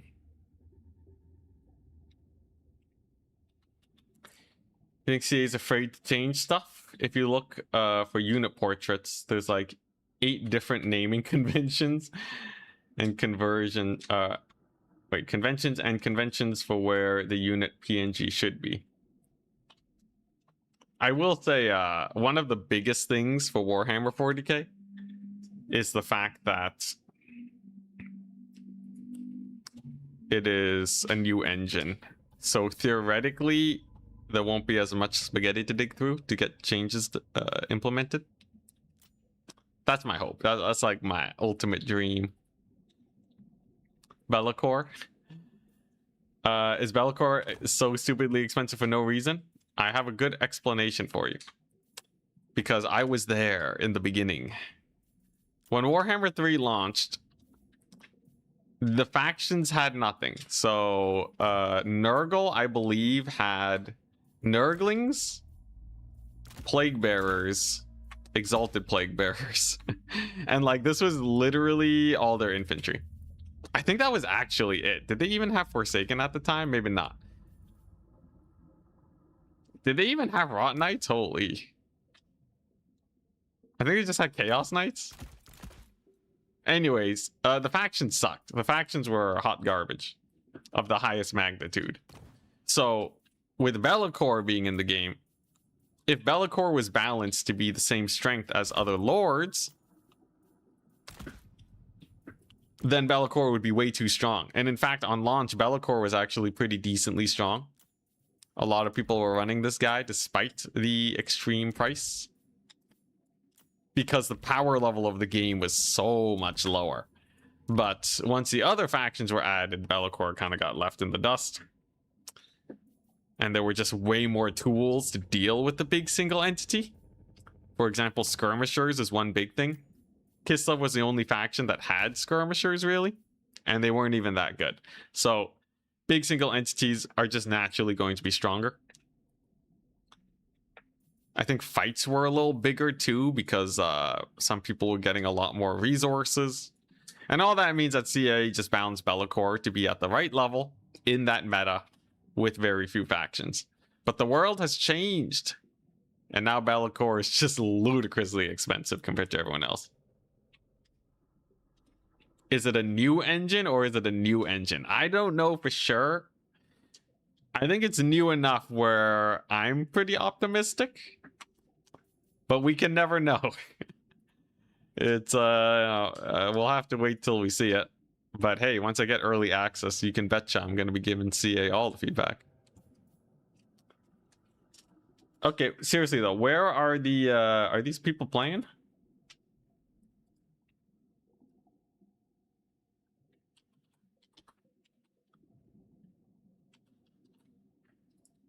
I messaged my helper to take a look. Okay, they are playing. Okay, they're just new players. All right.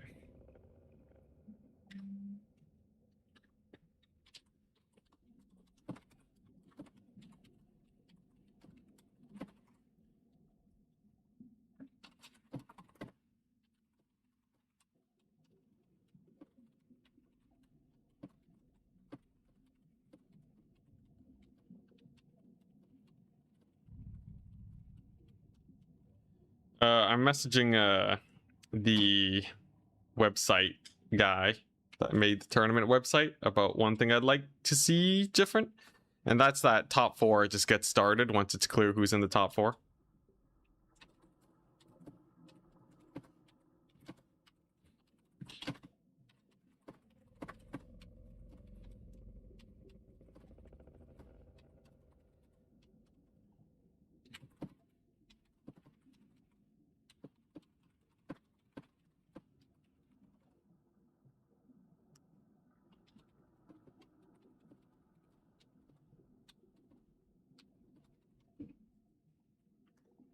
That'd be good. Tournament games tonight? Yeah, we're getting into the finals, which should just be me against one other person, whoever the top player is. Which could be that guy Wally. It could be Ponty. I think Berserk dropped.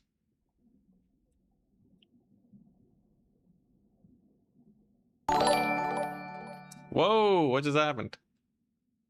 What is that? Redeemed? You redeemed the thing? What is that?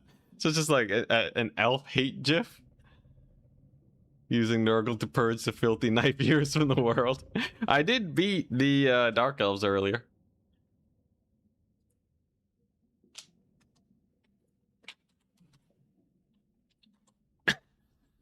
Alright. So way to get early access without being a streamer. If I tried to coordinate something with CA, so I know back when I was playing in Turin's tournaments, for like very rarely CA would give some early access for like a pre-launch tournament. That was pretty cool. That was really cool, but I think that's the only time I really remember having any sort of an early sneak peek. I could try and arrange something like that. Maybe I message CA and I'm just like, hey, I want to host my end times tournament, you know, so that we have like a bunch of multiplayer people showcasing all the cool stuff before the launch. Would it be possible to give them some early access? That would be interesting. Probably wouldn't hurt to ask. Maybe I'll do it.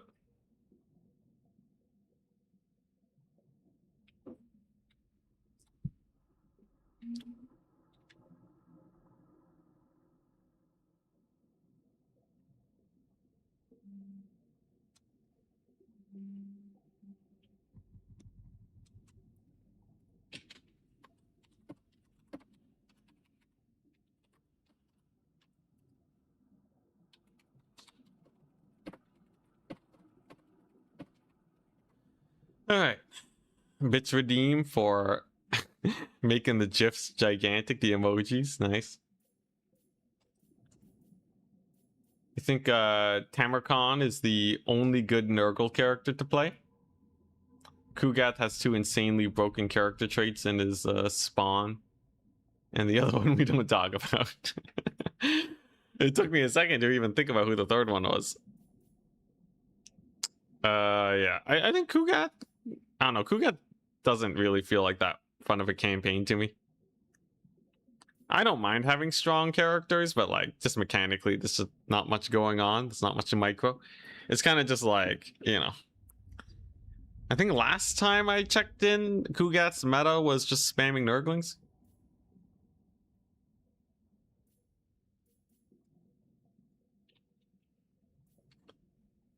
It's pretty crazy.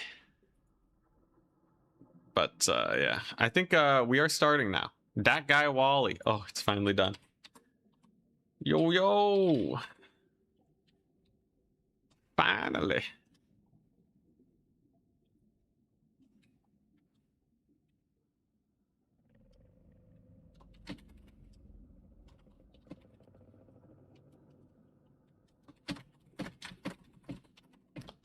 All right.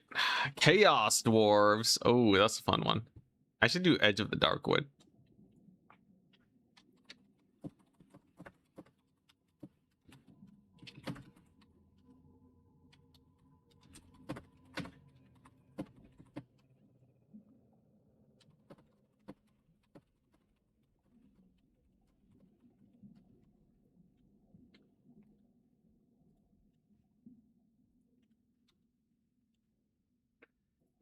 You know, let's play Edge of the Darkwood. First Chaos Dwarves. Hell yeah. All right, we're in the finals. It's just me versus Wally. We're finally here. It's a nice chit chat though. It's been a while. Gonna play on Edge of the Darkwood. Gonna play some Nurgle action. It's gonna be great. Now, I don't think Toad Dragons are good versus Chaos Dwarves. How you feel about 40k Total War? I think it should be pretty good. I think it... Like, even if it launches like Warhammer 3, it's probably going to get a lot of support. And CA's creator community setup stuff is set up really well. So given I should be able to give a lot of feedback, it seems like they're a lot more receptive to my feedback lately.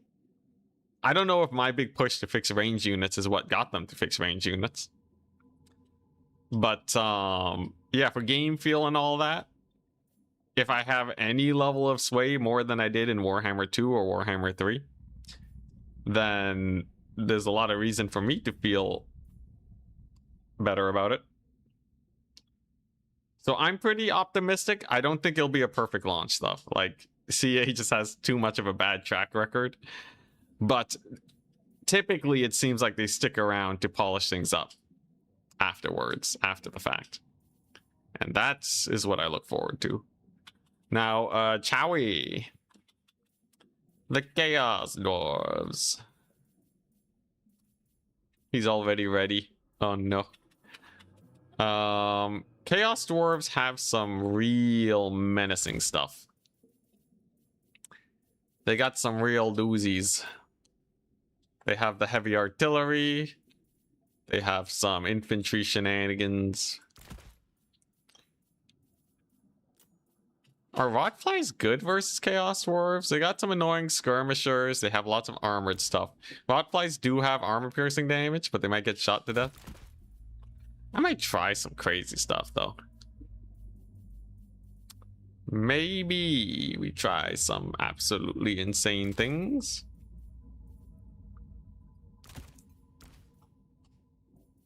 Their cavalry is on the weaker side, which is good for me. I don't need to run Buna or anything. In fact, just Stream of Corruption is really good. Let's try this. What if I just go Stream of Corruption? Do I need a Lord sniping ability? Maybe? I give it a hard maybe? I'm going kind of a crazy build. Do I think it will be good? I am not sure. This is a real question mark situation. Let's see, what else I want. Pastigores are just generally really good, right? You can't go wrong with them. Oh, I don't have unit caps on. Like spamming like 8 Nurglings. Now that would be hilarious. 1 million Nurglings versus the Chaos Dwarves. You know, Rotflies are probably pretty good versus most of the cavalry, because they get the charge first, and then the Hobgoblins will insta-route to that. They're just a little too squishy. And then what else? They have Laborer spam, they have artillery. I think that's just generally pretty good. Any flyers I gotta worry about? Do I need Veeries? I know they like spamming the sneaky gits. The Hobgoblins, those guys are quite annoying. Okay, kind of a weird build. Did I... Oh, whoops. Great, now I'm gonna have to adjust some stuff. I screwed up one thingamajig. No, let's get rid of that. Let's do this. Much better. Much better. Okay. Let's see if I can beat the Chaos Dwarves, people. The grand finals of my tournament. Have you played Pharaoh? I played a little bit of Pharaoh. It didn't really grab me. Like, Warhammer 3 just seemed way more interesting.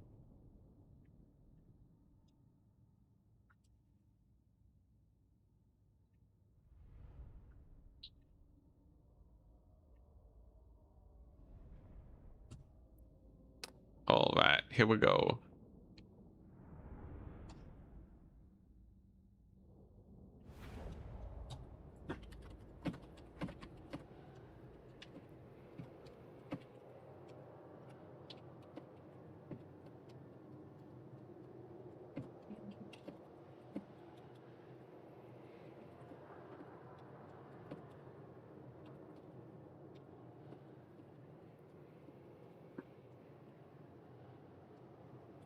All right, here we go.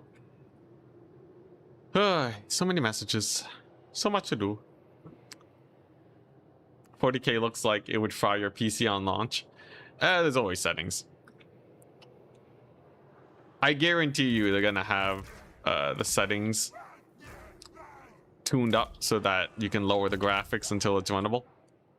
If there's one thing that AAA companies are really good at, it's managing that kind of stuff. So I wouldn't worry much about it. You know, they're gonna play at max settings to show off the game, but yeah. Ready, good luck, have fun.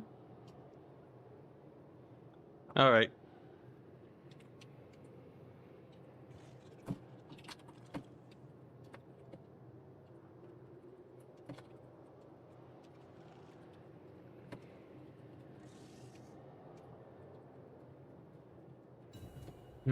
Oh, okay.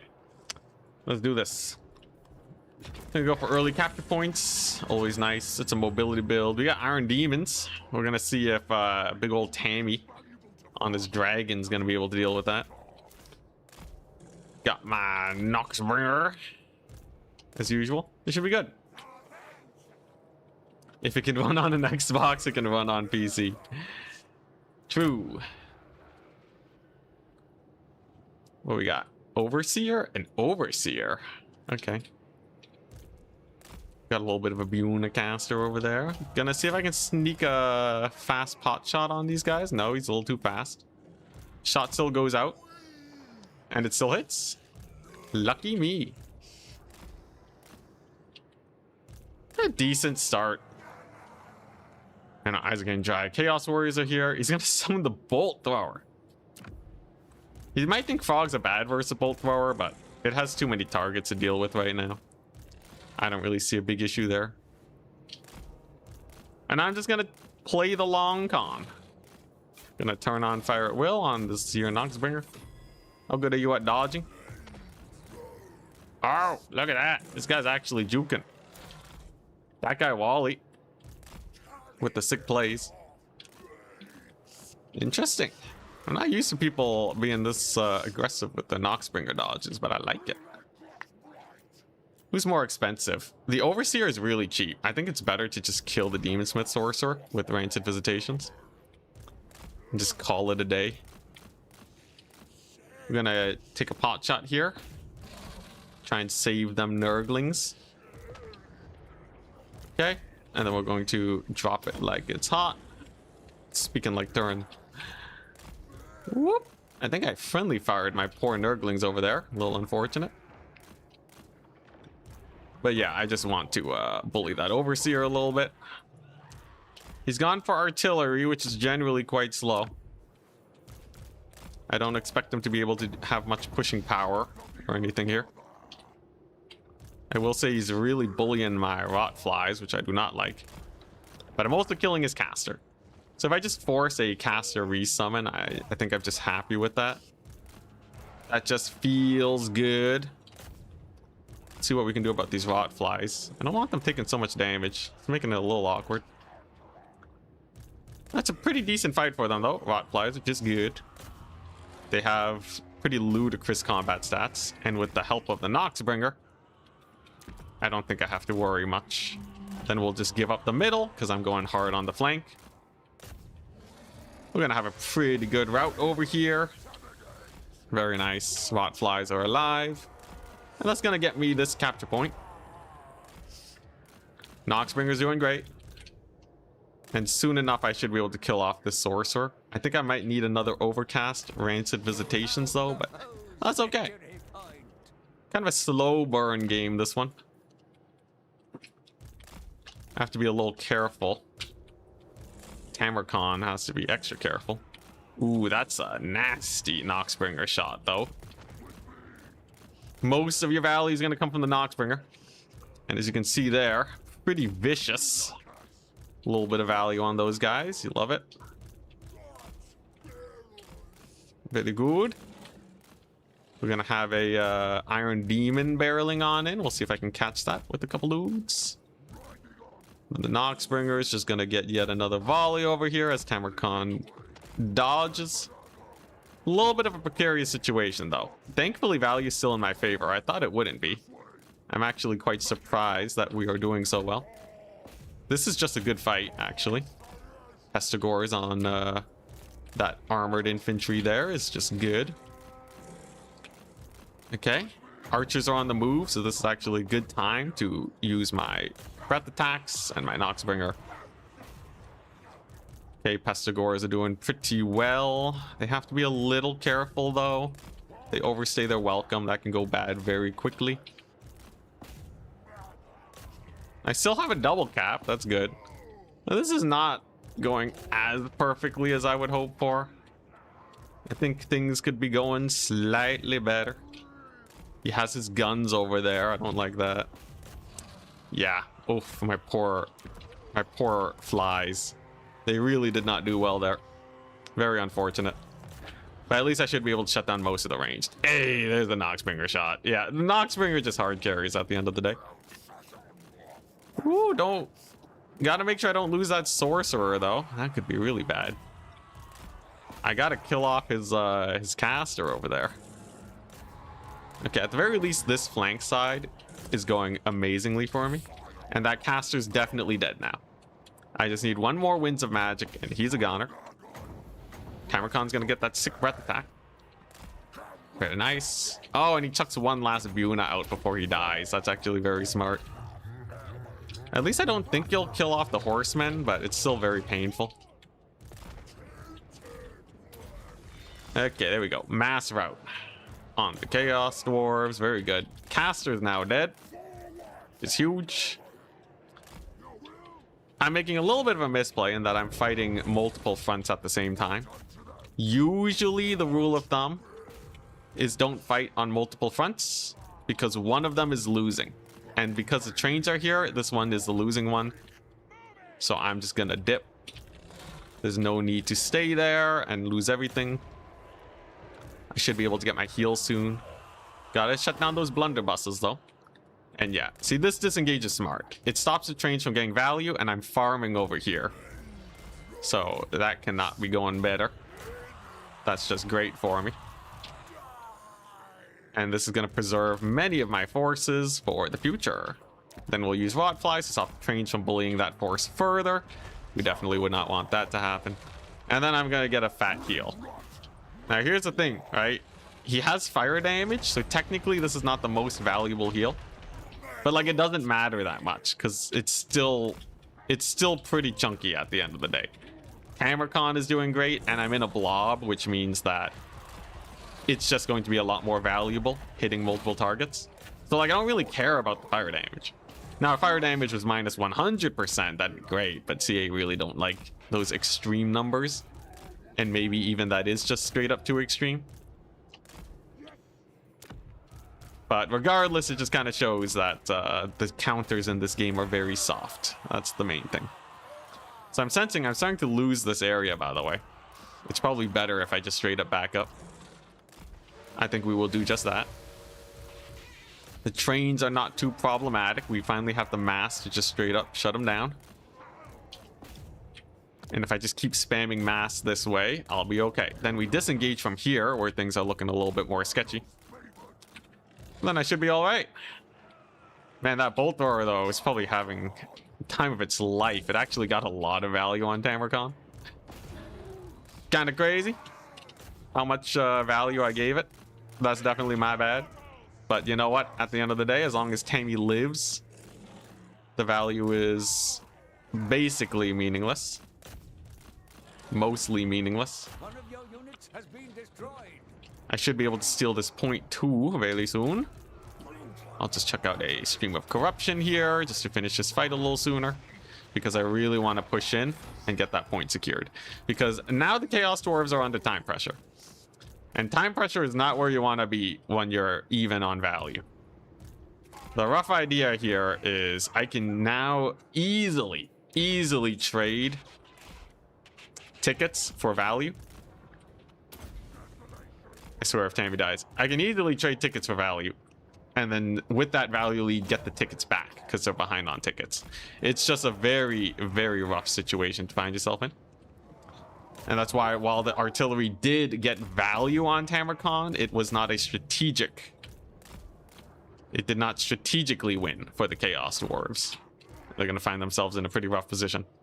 Game's not over just yet, but I think this is definitely an advantaged situation as long as I don't throw it. You know, if Tamarcon just straight up dies, that's obviously very bad. I did let the Hobgoblin Bolt Thrower take off like half his HP for nothing. May have been a very slight misplay. But I think we're just doing good. Like, if I just keep spamming Nurglings, this is a very low DPS Chaos Dwarf army. And that shall most certainly be their downfall. We got some trains coming in, but I got my mass. Moving on in to support. The Noxbringer will be regrouping over here. They're just too slow to relocate to doubly perfect. You see that mass? Horsemen. If you ever have a hard time versus the trains, making sure that you have a bit of mass is the counter to them. That is how you do. And then I'm going to use this Sorcerer to Rancid Visitations to train. It has a lot of HP, these trains. But just being able to kill it is worth. It's just worth it. Nice. Rotflies are in. And I'm gonna get more of these guys. These guys are pretty high. Oh, the bomb volley on my dudes, though. That's very painful. Is my opponent going to be able to take the point? The problem is they have to triple cap. And they're gonna need to spread out a lot. You can see they have some units over here trying to hold the fort, which makes it harder for them to secure this point. But you never know. I might get army wiped. So my opponent's losing tickets for, you know, but playing well for value, right? He's not rushing to get the points or anything. He's playing very slow and controlled. Gonna get a very nice stream of corruption at least. And we're gonna get a sick Rotfly charge.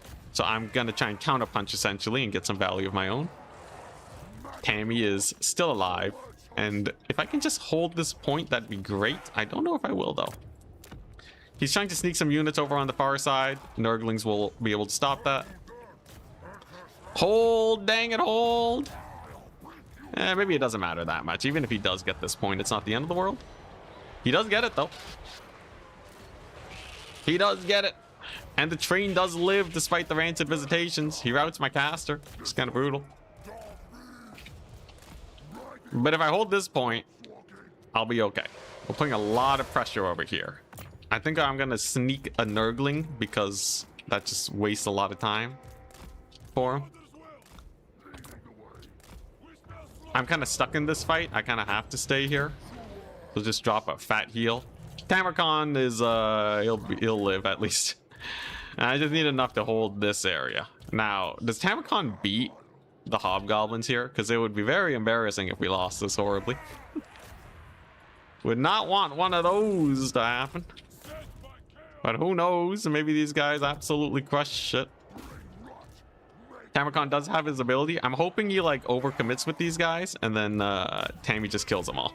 It's a little sketchy though. It's a little sketchy. Soul Grind is doing its best. All right, Tammy, you're in. You're up. Oh, he bought the skirms. He bought the skirmishers. That's kind of terrifying.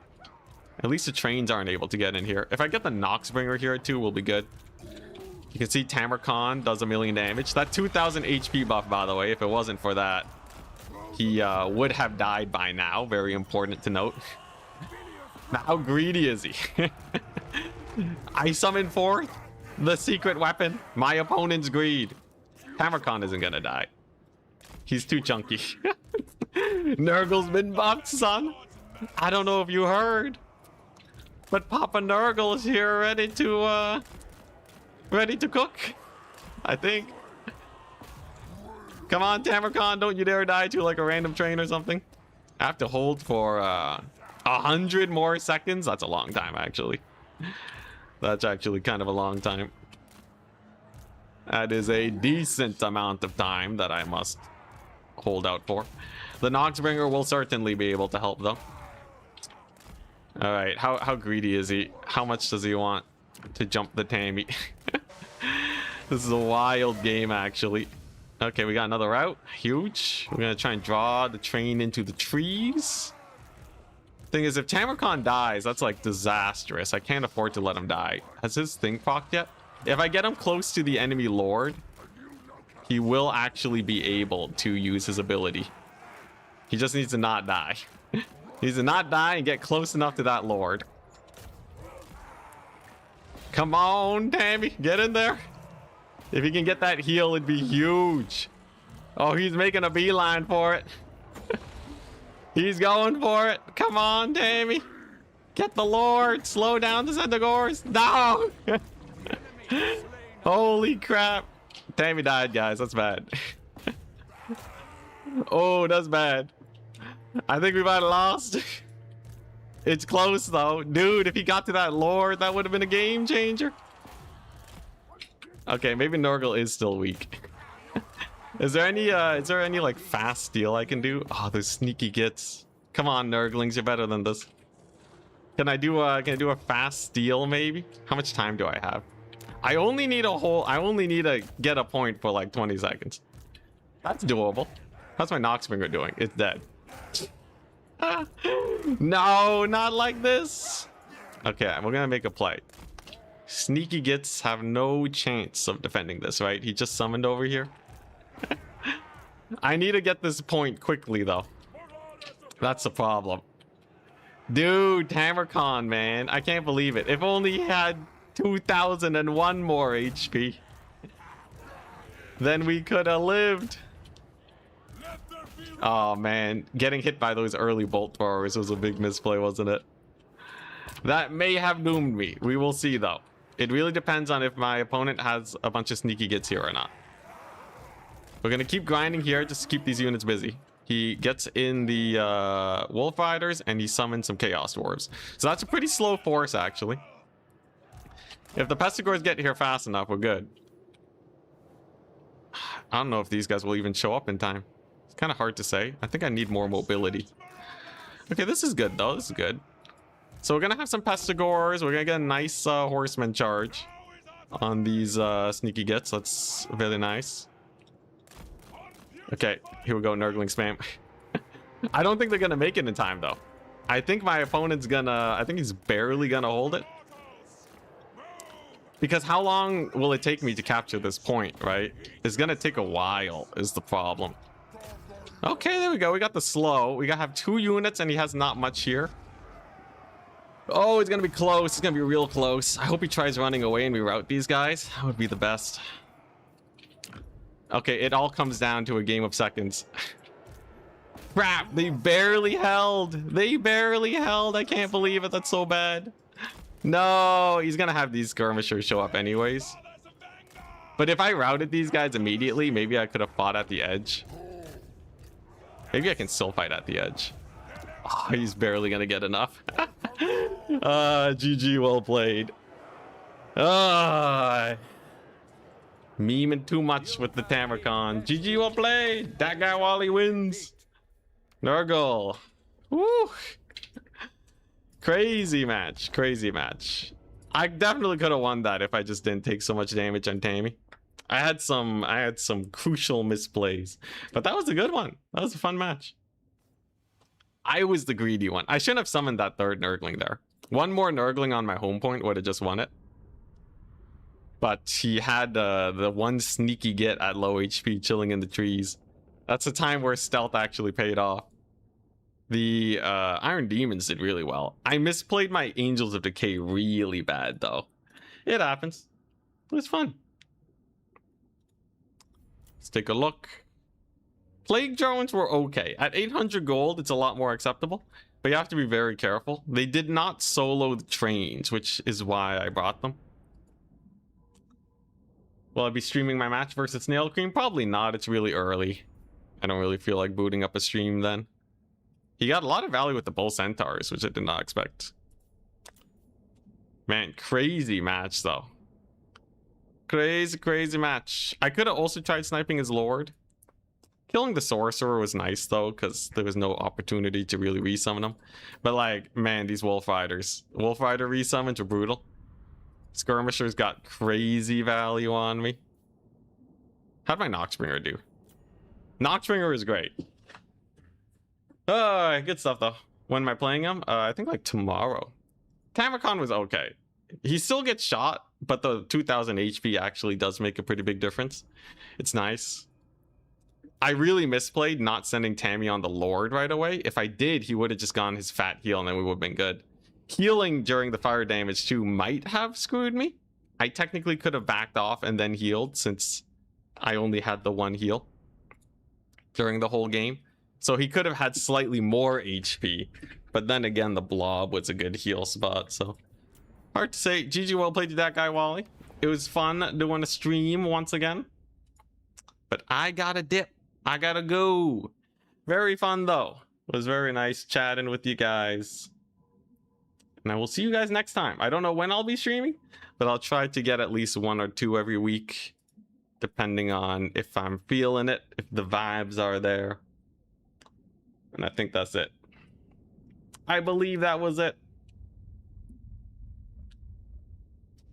No questions. We're good. All right. Peace out. Bye-bye.